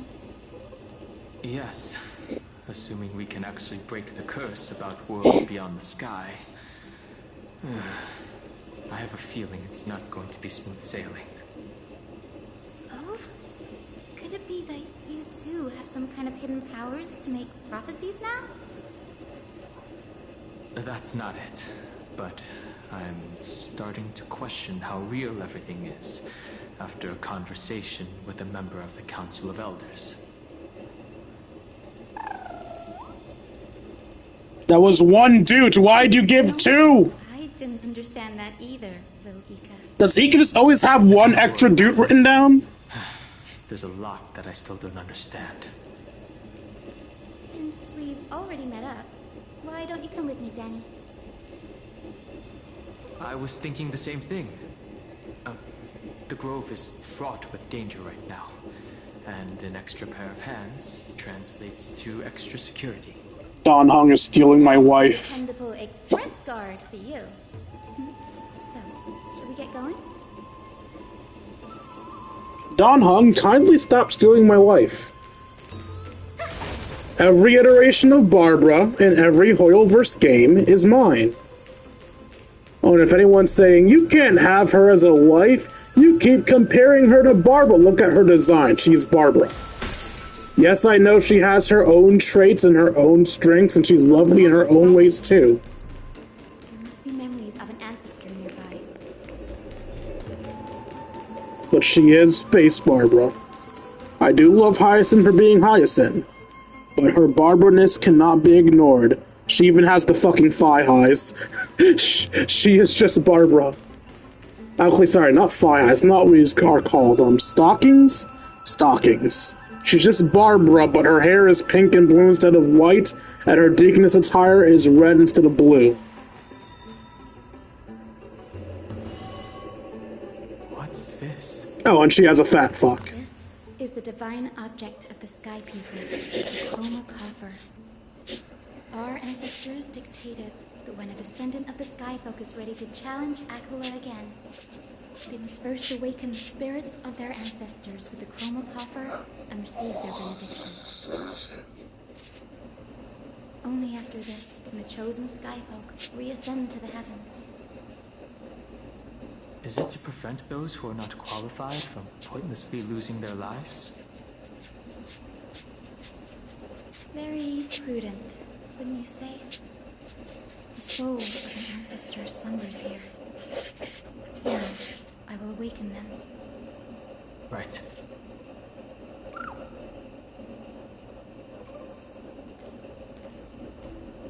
I am Hyacinthia from the Twilight Courtyard. descendant of the sky who has inherited the duty of flame chase. The time has come to fulfill our planet's destiny. I will join the heroes of the prophecy to return to the sky and retrieve the poor flame. Ancestor, please bestow upon me your generous blessing.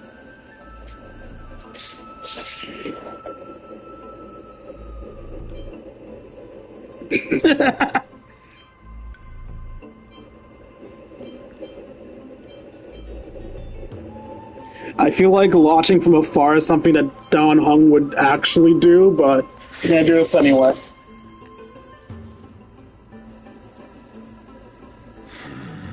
Just gonna give us more content.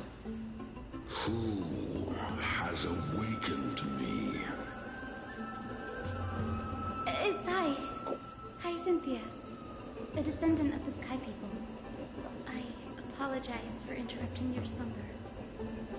You are Lord Christmas, aren't you? Did you say Lord Your Christmas? story in our family tree. Oh, Christmas. A righteous judge who vindicated many who were wrongfully accused. I never imagined someone in this era would still remember my name. So, our bloodline and duty have continued to this distant age. Indeed, it has. I have awakened you in the hope of receiving your blessing. For the flame chase journey is nearing its perfect conclusion. And retrieving the core flame of Aquila is the final challenge the heroes will face. Perfect conclusion. Hyacinthia, you look very young, and you do not have the bearings of a warrior who can contend with a titan. How can you convince me that this blessing will not turn into a curse, leading a child like you to your demise? 1,000 years ago, Seliosi, who conquered the skies, left behind legends and a will, entrusting the mission to return the Sky Titan's core flame to her descendants, to people like you and me. Though I'm not a warrior, I will not turn away from the mission that has flowed through our blood for 1,000 years.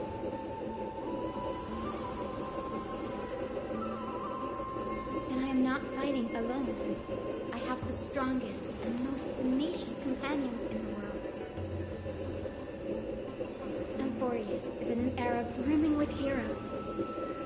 The burden of retrieving Aquila's core flame no longer rests solely on the shoulders of the chosen Skyfolk.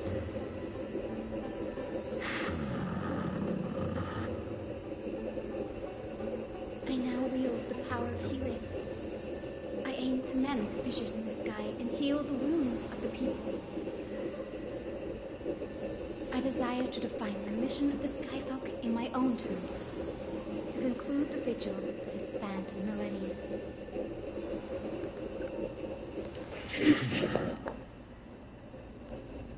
I sense resilience in your words. Not an outward resilience, but something deeper within. Receive my blessings, young Hyacinthia. May you gain wings to return to the sky via the bridge of rainbows. Thank you for your trust, Lord Christmas. We won't let you down. Well done, Hyacinth. Thank you. My ancestors were all pretty strong-willed people. It won't be easy convincing them.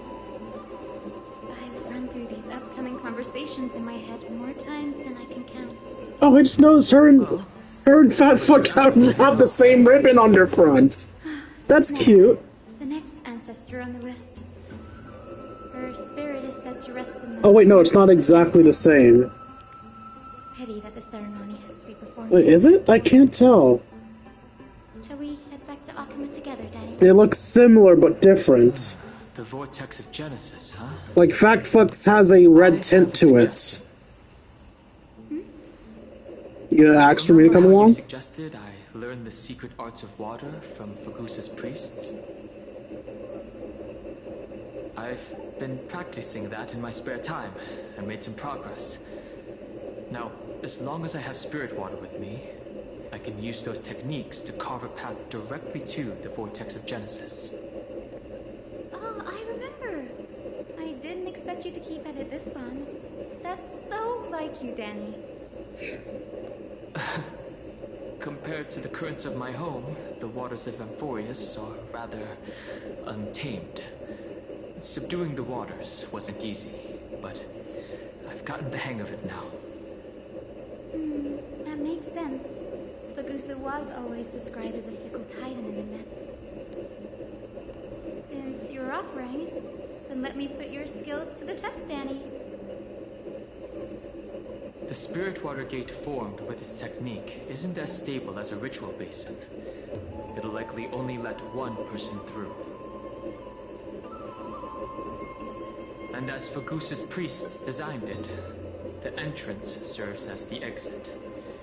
You'll need to come back through the vortex once you've met your ancestor's spirit. Little Ika and I will be here waiting. Does the summon count as a person now? Got it. That was one dude. Counting on you, Danny. Okay, your subtitles are a lie, Ika. You fat fuck. You liar. Frenzied dance. The roar of celebration hides the world's heartbeat. Spirit, reveal the way.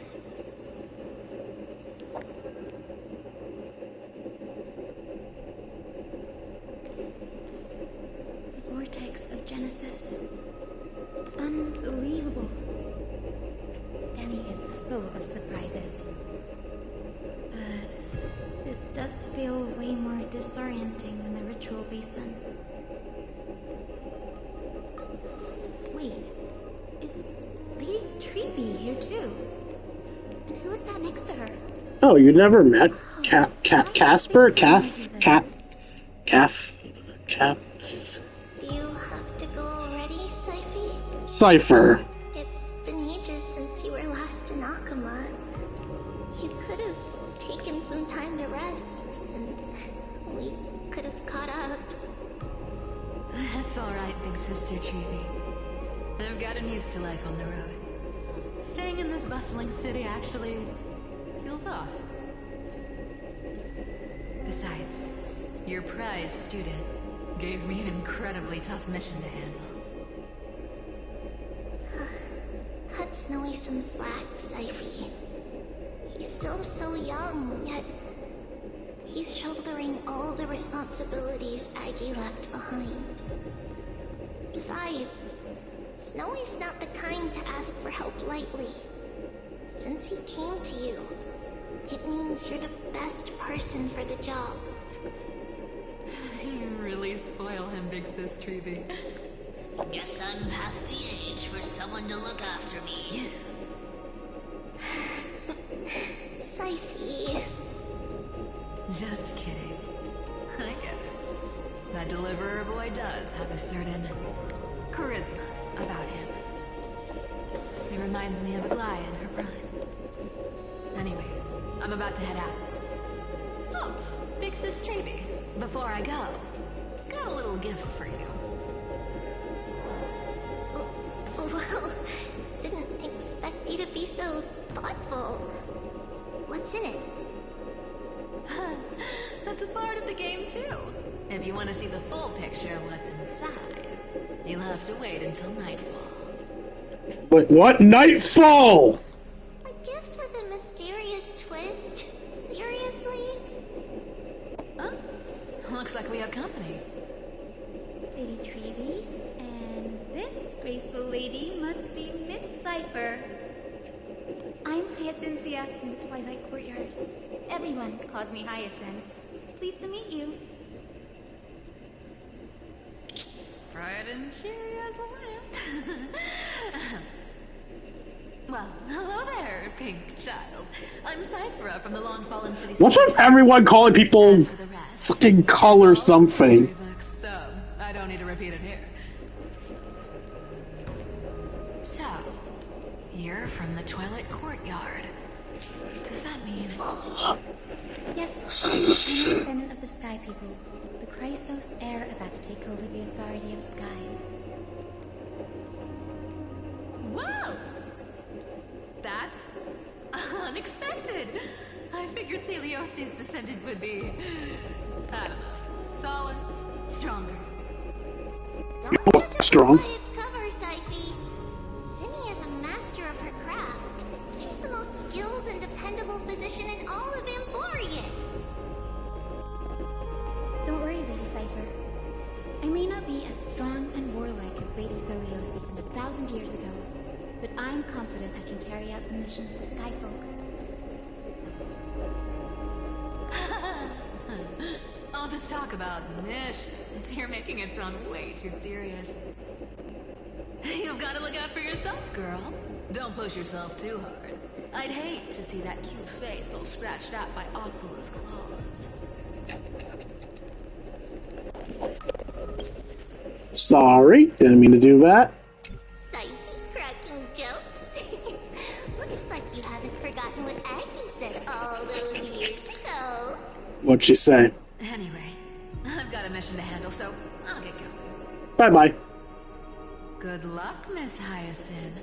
And if things get tough, just let that deliverer take the lead. Cypher uses the Coin of Whimsy's ability and teleports away from the vortex. Cypher is in such... But the coin makes her move fast, not teleport. Don't worry. She's always been like that. It's good to have her back in Alchemo lending a hand. Well, enough about her for now. You're here because of your mission, aren't you, Cindy? It's the perfect opportunity for me to go and tuck Syphe's gift away somewhere safe. The Vortex of Genesis is all yours.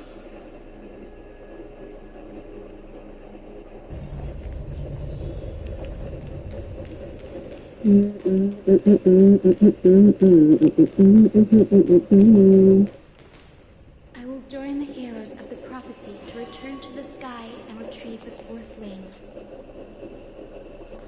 Sister, please bestow upon me your generous blessing.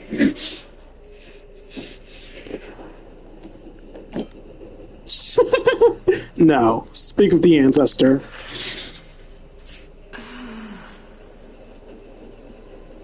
Child, what brings you before me? Could it be you're a descendant of the Sky People? Yes, I am Hyacinthia of the Twilight Courtyard, the successor of the Sky People's flame chase duty. You must be General Electra. Legend has it that during the Chrysos War, you led our people to ally with Akuma and held back the Kremnoan forces. It was your victory that earned the Sky People a place in the Holy City. Hyacinthia, you seem well versed in our clan's history. And this is the Vortex of Genesis? It is. Look, 10 stars have already been lit. The Chrysos heir's flame-chase journey is nearing its end. Are those the core flames of Fagusa and Giorios? Does that mean Hycelans and the Mountain Dwellers successfully carried out their duty? Who would have thought, as a fellow pillar of Amphorius, the sky's duty could only be fulfilled after 1,000 years? It's because Sky shelters all beneath it. If it were to shatter, the world would fall apart with it. That's why Lady Aglaia made the core flame of Aquila the final step in our campaign. Aglaia? Is she still on the flame chase journey after 1,000 years? Her part just ended. Unfortunately, she has recently left us. But you're right. She was indeed still guiding Callisto's heirs forward. Incredible. That girl actually managed to endure the merciless erosion of time, and lasted for so long. Answer me, Hyacinthia. Since you recognize me, you must have also read my writings, no? Every record regarding my lineage is etched in my memory, including your words. In that case, you're probably aware of the prophecy I sought from a certain Trebios. Yes. At the end of the Rainbow Bridge, the Sky Folk will mend dusk and dawn. But unfortunately, no ancestor has ever been able to truly decipher its meaning. I see. Yet, Trebios's prophecies never fail. Perhaps you'll be the one to witness its fulfillment, child. May the prophecy lead you to a gentle fate. Thank you, Lady Ectra. Whatever fate the prophecy holds, I'll face it head-on. It's only by giving everything we have that we can truly accept any outcome with a smile. Won't you agree? I like you, child. I wish this conversation could go on a little longer. Take my blessing, Hyacinthia. When I first saw you, I indeed had my doubts. But your resolve has touched me. If Sky's divinity is fated to pass on, I hope it incorporates your optimism and kindness. Your blessing is a treasure beyond measure, General. Rest well. I'll make sure your gift is put to its best use.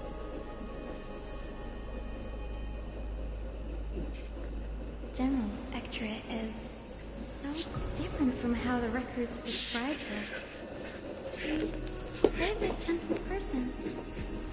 Alright, time to head back to the Grove. I shouldn't keep Danny and little Ika waiting.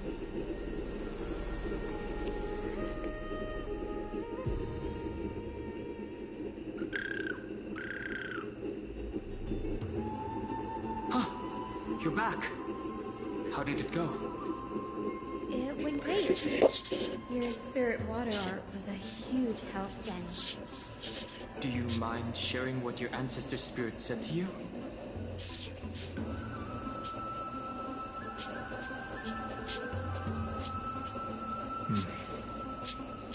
What's wrong, Danny? Nothing. It sounds like everything went smoothly. It's just... I'm a bit concerned about the prophecy you mentioned. At the end of the Rainbow Bridge, the Sky Folk will mend dusk and dawn.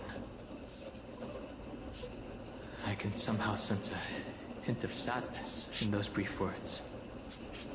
You've always been a bit of a sensitive soul, haven't you, Danny? Lady Trinan deciphers countless prophecies every day, and this one's just another among many. Don't worry too much about it. I hope so. Come on, Danny. Don't look so gloomy. We're gonna have to take a long trip for the final visit to the ancestors. Where are we going? Our final stop is Lord Mighty's home, Castrum Kremnos. Why was a member of the Sky people in Castle Kremnos? What? Castrum Kremnos. Lord Mighty has been fighting the Black Tide here, alone day after day. I'm worried about him. He sent a message earlier carried by thunder, warning us to watch out for the Flame Reaver's actions. That means he hasn't been consumed by the Black Tide's madness yet. We're here to complete an important mission. We shouldn't interfere with this battlefield. Don't you agree, Danny? I agree. There. That sleeping spirit is my grandmother. Your grandmother? Yes, my grandmother Jacintha was a warrior. She represented the Twilight Courtyard in the Kremnos Festival. She fought her way through every challenge and reached the final stage of the Kremnos Festival. She was just one step away from securing a peace treaty for the Skyfolk, but was ultimately defeated by the champion warrior of that time. I've never looked too deeply into the details of such ritualistic violence. The scroll simply described it as a glorious duel. But behind the glorious duel was a tragic end. Not long after the festival, my grandmother's injuries worsened, and she passed away far from home. This prophecy tablet was left here by the Kremnoans to honor her final wish.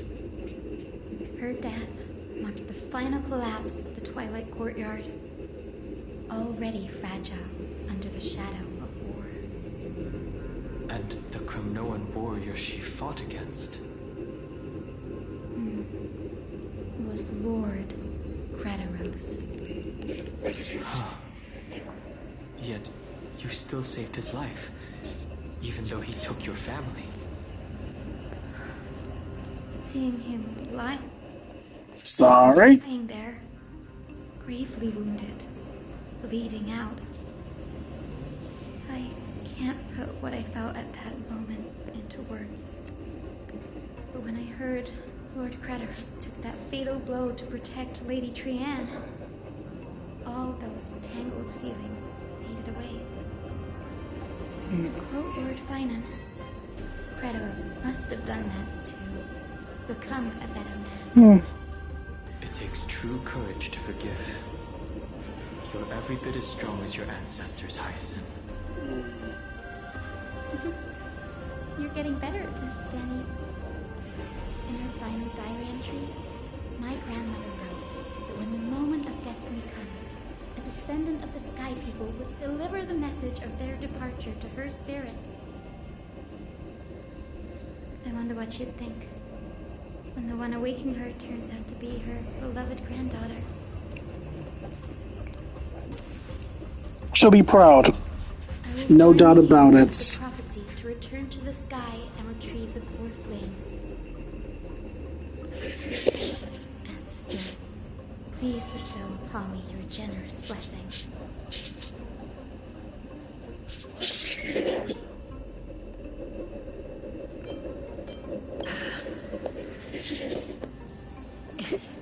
Is this the world of the living? Wait. You. Could you be? Grandmother? It's me. You're Hyacinthia. Hyacinthia, my little hummingbird. Why? How? Why is it you who awakened me? Is that a problem, Grandma? I thought I would feel happy for all my ancestors when this day came, but now I can't even experience the joy of seeing you again. Do you remember that you and Father took me to my very first skyride when I was 8? Back then, you wanted me to pick one accessory out of 4. The sun crown representing nobility, the storm bracelet symbolizing strength, the ice ring embodying wisdom, and the radiant pendant signifying kindness. Grandmother, do you remember the one I chose? You You spoke an innocent little prayer, infusing a faint thread of light to that modest pendant. Yes, and I remember how surprised you were. In all those centuries, no other child of the Sky People had ever made the same choice I did. Hi, Cynthia. There was a time I thought you were timid child. You never had much interest in swords or battle and had no relation to that fiery determination and strength in our blood. Yet I've told myself that's not a bad thing. If my hummingbird could live her life in kindness and optimism, then it'd be a good thing. I never thought the burden of retrieving the core flame of Aquila would fall to you. Don't worry about me, Grandmother. I believe what makes someone a Skyfolk isn't just outstanding strength, but the capacity to shape the world.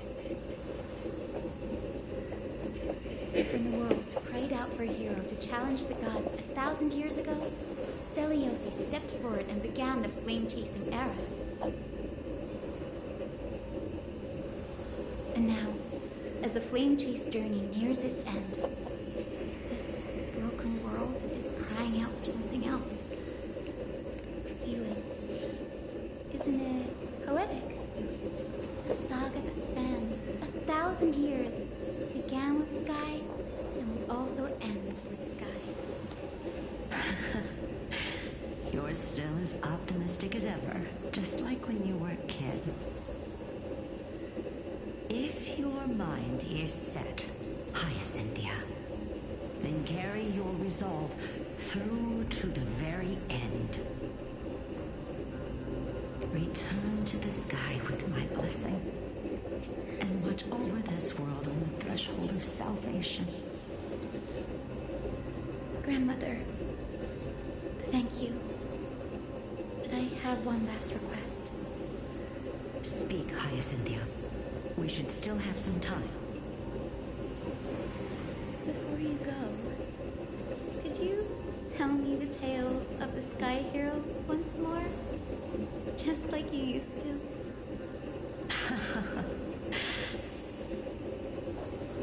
Then listen closely, my dearest hummingbird. After all, this will be the last time.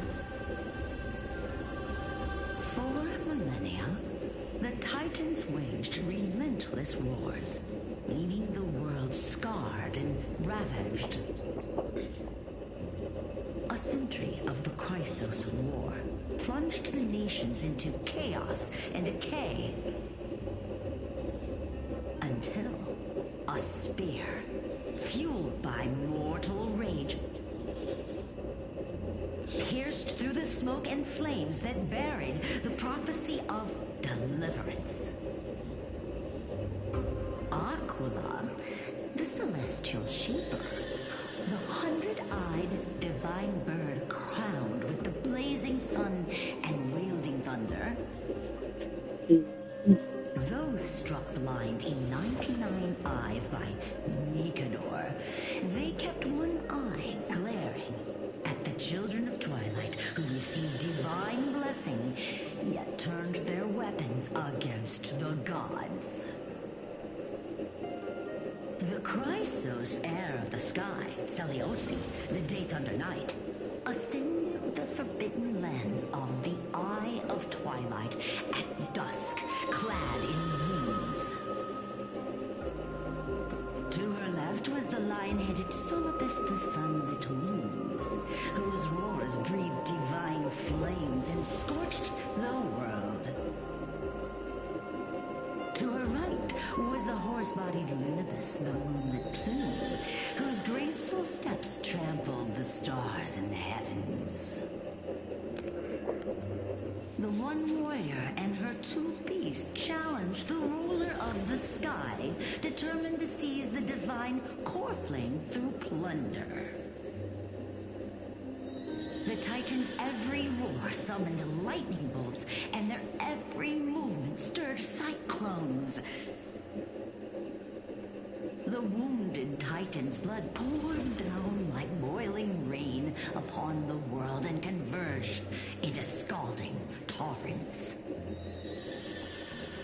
In the final moments of battle, the sun wings set the Titan's wings aflame, while the moonlit plume sealed the divine body. The battered hero of the sky, with her wings broken and her body covered in wounds, struggled to lift her spear and pierced the last monstrous eye. The Titan's divine body crashed to the ground, and with it, the sky tore apart like fabric, about to fall with its god. The fear and pleas of mortals urged the hero of the sky to rise again. Seliosi, the Day Thunder Knight, the first of the Chrysos heirs to slay our god in this world, charged into the crumbling body of Aquila with her two fearless winged companions. She merged with the Titan, holding up the sky once more, only to leave behind a powerful message for the world. My descendants will be blessed and cross the rainbow bridge back to the sky. At the end of the prophecy of Genesis, they will reclaim the core flame from my hands.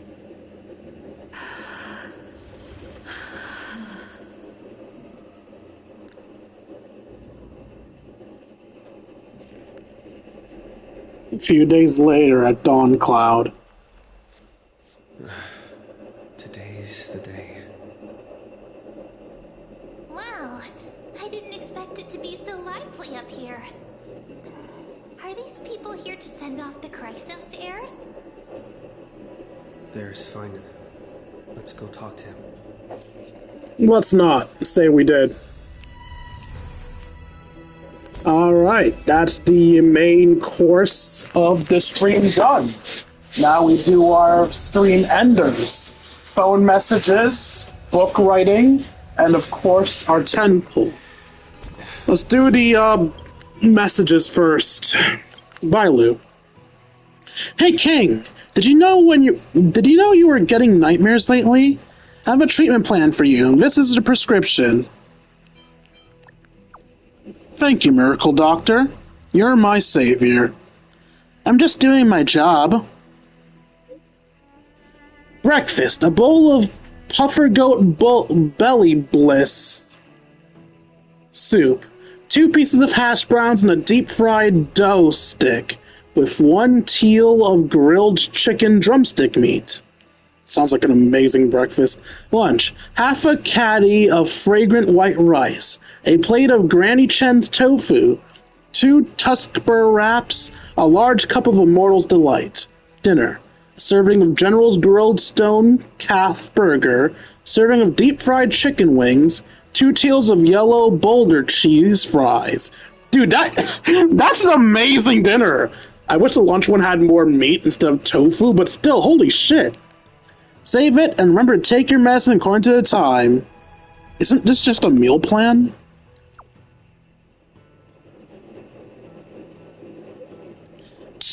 Am I the healer, or are you the healer? This is food therapy. I guarantee you'll be happy for the entire day post-treatment. And happy people just don't have nightmares. King, are you there? I'm at OT Mall right now.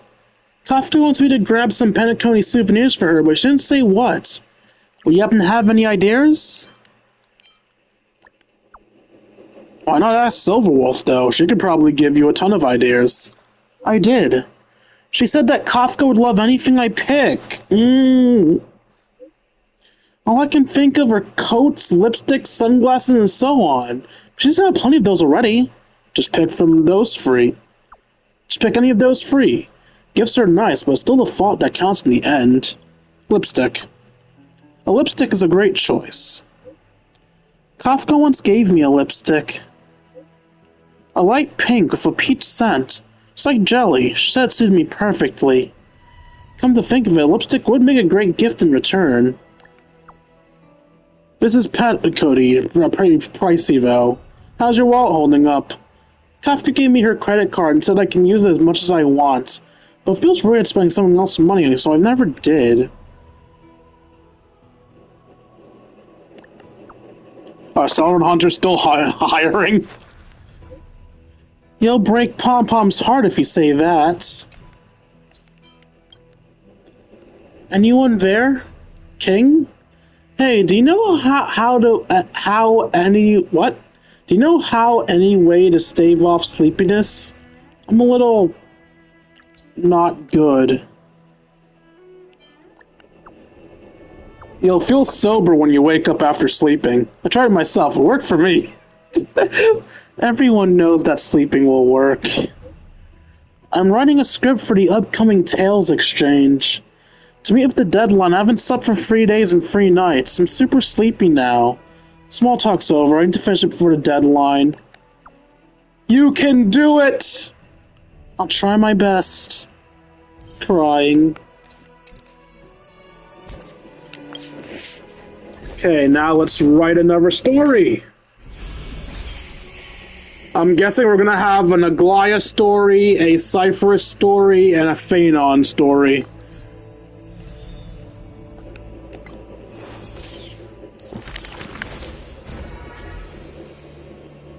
There was one more than I thought. Hyacinth story.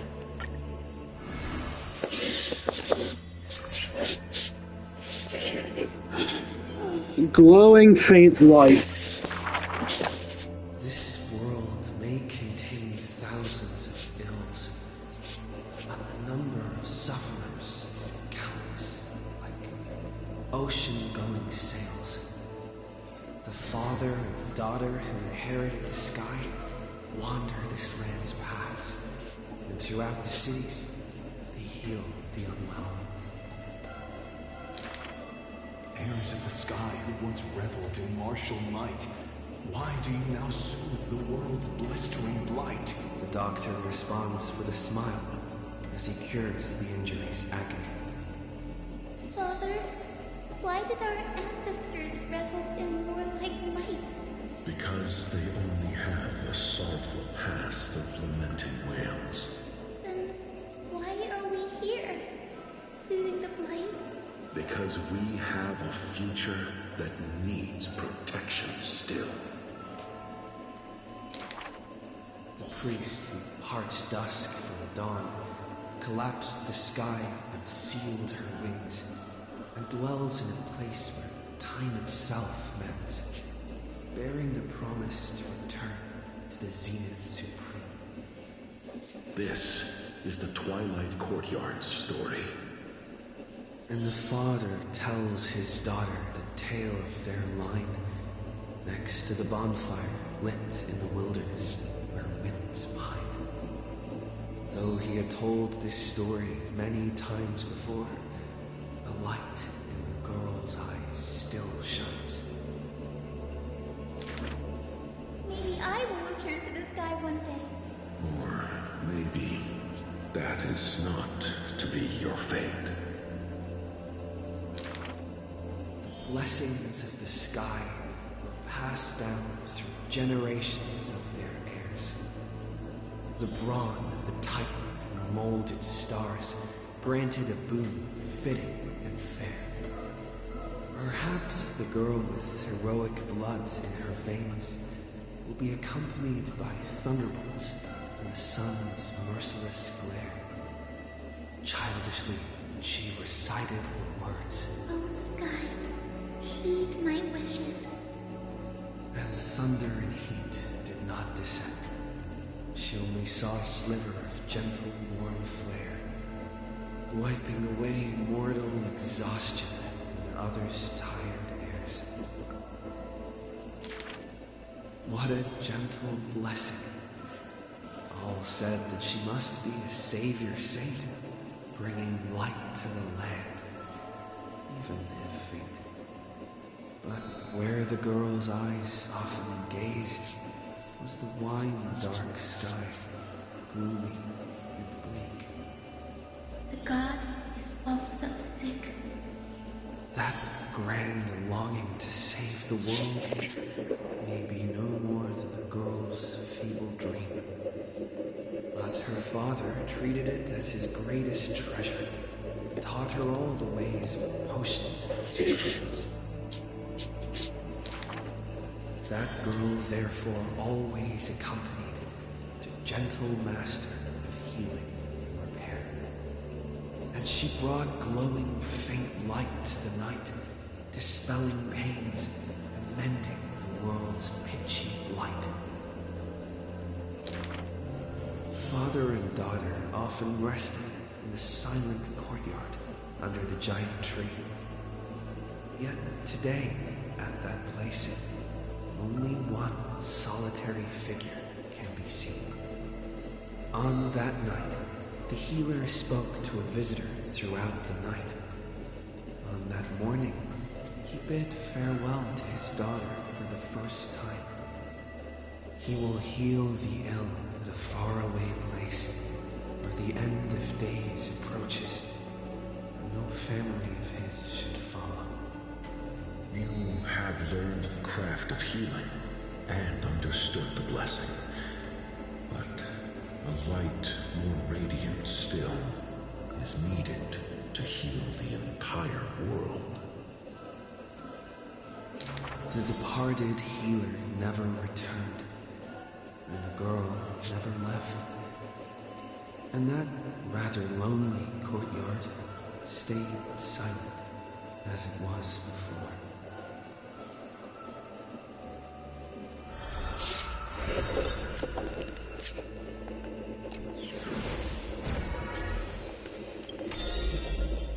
Next up is Phanon. One-way journey from the past. There are no swords here, only farming tools. Facing the ambitious boy, the shopkeeper kindly explained. Even a rake would do. Let his worth be judged by the verses I compose with him. Many days later, the wounded child stood upon the scorched earth, and silently he buried the ruined tool. For that was his first sword. And on the day that the black tide came, he broke the shackles of fate with that weapon of truth. I hate everything. I hate everything. Stop thinking about things. White-haired rat. No! Fine! You win, okay? That was the first victory claimed by the boy. A victory often mentioned in later years. And yet, he never treated it with shame. I understood something thanks to his beard. The others hold their breath, waiting for his thoughts. But he only gives out one response. The victor must stay focused, and success will come when you work on nothing else. Those words became the foundation of his existence. Knowledge is also a power used to smite. While studying at the Grove of Epiphany, he etched this into his heart. So he devoured thousands of books, skimming through to glean the martial powers of might. But unenlightened wisdom is merely dust. And when the next calamity approaches, all he recalls is fate. Thus, his books are always worn to shreds. Each book was read endlessly, till he remembered every detail slight. When first arriving at the holy city, he was no more skilled than a soldier, except his ambition. Even the deliverer from the sky must have their beginnings in the soil of the nations. The elders in the holy city scorned, casting him into barracks in derision. But None expected. This new recruit of unknown history made his name in one mission. Some asked him, which teacher caused such improvement? He answers with countless names, including the Inquirer's own. Only one who treats the world as their teacher can bear its eventual destiny. Those with golden blood are bound to succeed. The golden heroes are born as gods, beloved. Such words echo in the man's mind. Yet he knows glory is not where the journey begins. He misses the buried rake, worshipped the enemy with the long beard, mended his tattered books, polished the barracks' dust-covered gear. What forges a hero is not destiny from above, but the long journey that follows. Now he stands here and looks back, and his past twists into a winding path. The long road to the sky stretches ahead, and towards the blazing white sun, he pens down Deliverance's name.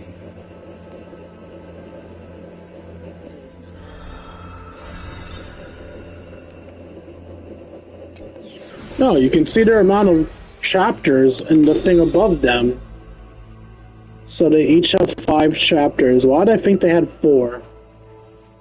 I'm getting so tired of these, but they gotta treat them, gotta finish it. Oh, sorry, didn't mean to do that. Kitty cat. Warm childhood.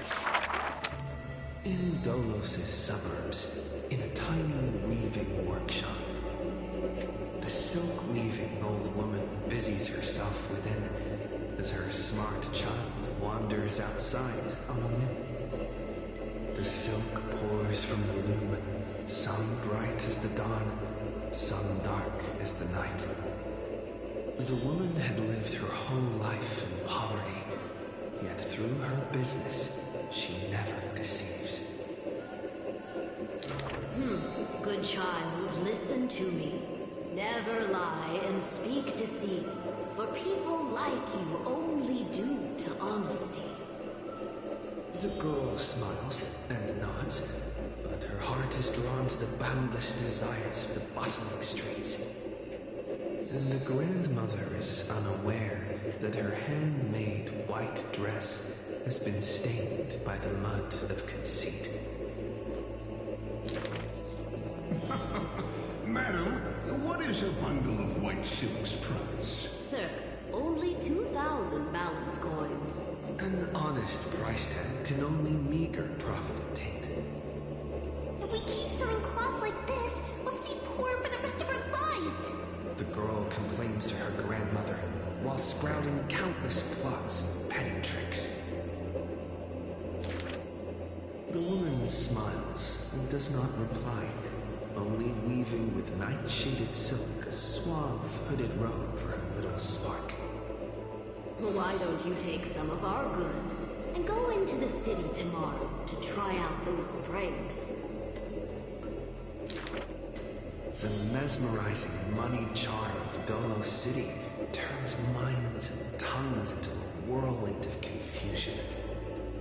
Even the girl who prided herself on sharp ears and a clever tongue could not contend with the myriad of shifting faces before her. She returns penniless and furiously sees. I vow to the god of thieves that I will eventually empty those people's pockets. God damn. Smiling, her grandmother stops her silk work and offers some dinner with humble dish. Silly child, don't let Titans hear such vows and promises. Yet when the moon rises, a magnificent pin graces the old lady's pale locks. The girl smiles at the old woman, now stunned in shock. I actually did return with some cash. The brilliance adorning her white hair drew all eyes, and its proud original owner arrived to stake their claim. The bet that the girl won with a brilliant trick is described as a thief's loot through lying schemes. The old woman, in her panic, shouldered the blame, confirming a sin that was but a fabrication. By Delos' laws, we must also execute all her family! The fuck? To the girl, the old woman reveals the final secret unseen. She's not my family, but just an orphan picked from the street on a whim. People thought this to be a lie, but the girl knows her grandmother cannot deceive, just like how she always glossed over questions about parents and kin. Your parents went to a city-state far away. The girl never bothered to unravel the threadbare lie. Stop right there, you thief! Run as fast as you can, Cyphera. The lies overthrow the shop and tear apart the good woman's good name, leaving the girl with guilt and grief. The hearth of her home was a lie, doused by another conceit. But if her sleight of hand had better skill, would it have made that fire burn forever? She learned nothing. The girl pulls down the hood and sinks into the starless dark. I fell to the god of thieves. And from that day, she never left empty-handed, her words woven with deceit. However, back then, the girl did not realize that the people did not covet one simple pin, but the golden blood flowing beneath her skin. My grandma died because I stole something. I vow to steal more. Yo, killing an entire family because someone stole a hairpin is fucking wild, man. Alright, Aglaya, tell me your final tale. Weight of dreams and slumber. She can see the most delicate colors, the most distant contours. She can see the most secret desires, and through the most perfect liars. But being able to see everything is the same as seeing nothing. Countless mirages and cacophony surround her with stimuli plenty, casting her into another kind of blindness overwhelming. So she soaks herself in the bath and lets her golden thread go beyond the palace. When the water drops on the thread, vibrate and shiver, she closes her eyes and listens to the echoes silently. She hears how her mother's feet were wounded for treading over too many stones, and is soaking her feet in the hot water bath. She hears children playing next to the pools, and someone is saying loudly, I heard that the Golden Goddess also likes to visit the baths. she's used to bathing alone at the start of the hours of lucid or parting. Her golden hair spread in the water like a throne, like the scattered golden threads, wrapping her again in a cocoon. Giannis's holy maiden silently walks over, scooping up water to wash the weaver's hair, as if cleansing the bough of a laurel tree. That is when the one who sees the core flame finally knows. There's no difference between a demigod and a true deity. The golden blood that congealed through divinity only in this heavy heat can temporarily flow, and let this golden butterfly feel a fleeting warmth. Just as she had once touched her own face, falls the final tear her eyes will ever produce. Teacher, I had a dream. She recounts, like a young girl on a whim. The sound of the water repels all disruptions and speech. Such peaceful rest, such sweet dreams. She dreamed of how she was a naive, noble girl, ignorant of the world. She dreamed of the countless nights when she worked in the courtyards she weaved. She dreamed of being before the vine-covered temple where the wind blew by in a violent stream. Lastly, she dreamed of the prophecy that she heeded, how the ancient sound came through the 1,000 waves and could not be heard clearly in her dream.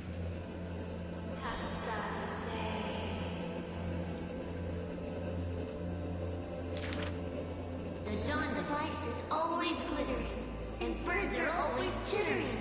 The children of Akama like these kinds of songs. Why not trust in the promise of an era Chrysia unending? Like how children believe in fairy tales passed down unceasing.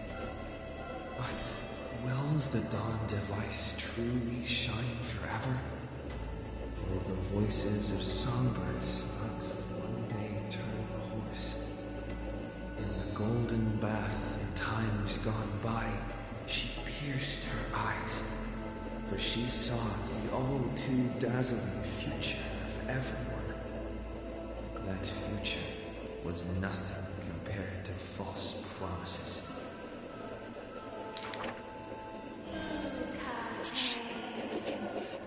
The gods have already determined her destiny and her passing. She knew. She has long known. The red-haired child appears worried. You are aware of everyone's fate, yet never speak of your own future. The child who passes along the prophecy understands that to lay such a heavy weight on one person is comparable to the dawn the world bears tight shoulders. There's only one future for silken threads. That is, to weave magnificent clothes for others. She takes the children's hands, inviting them into the pools, intending to use warm water to wash away their concerns. Yes, before the toll of the bell that announces the hour, before the meeting to judge the flame chase begins. Do not waste the rare good dreams, or the rampant waves along with tears. She mutters as destiny slumbers in her arms. The one that wears this elegant attire in the future must bear the weight of the silk threads.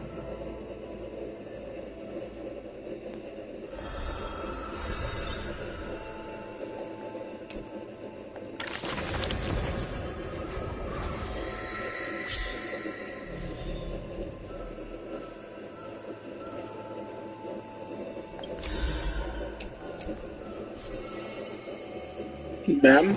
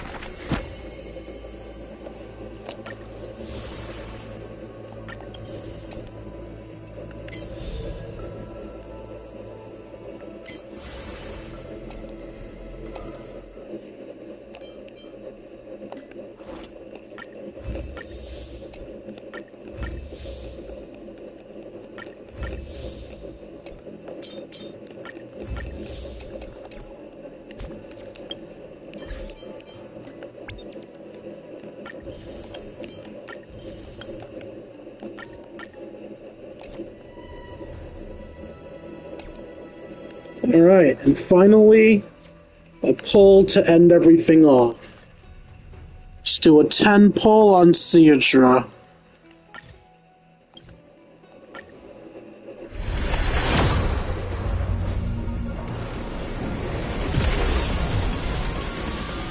That's a 4-star.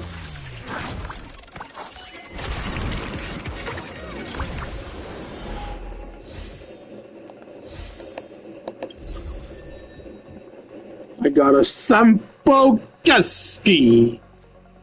Is that We Are Wildfire? No, We Are Wildfire isn't an abundance one. I don't know what that was. Alright, well, that is it for today's stream. Hope you guys enjoyed it. Must I enjoy remainder for you all. If you enjoyed and want to see more of my content, you can find me at youtube.com/KingD353. Again, that's youtube.com/KingD353. Well, I'm not re-uploading streams. I love episodes of Persona 5 Royal. We do as they do us and whatever else I feel like uploading.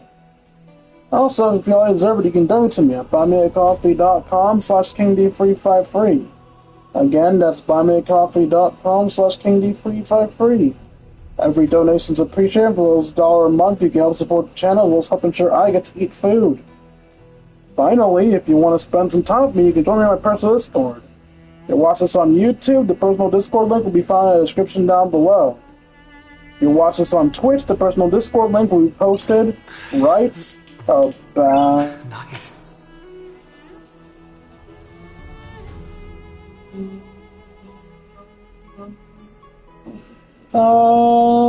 Now, want to be able to chat, play video games, share memes, and have ourselves a grand old time.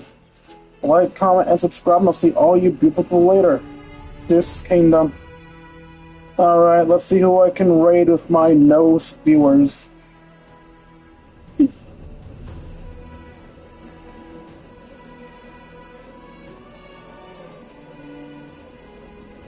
You aren't live anymore? If you were streaming 4 hours ago, why is your post about streaming 2 hours old? You posted about streaming partway into your stream? It's weird. There's nobody there. Okay. What about here?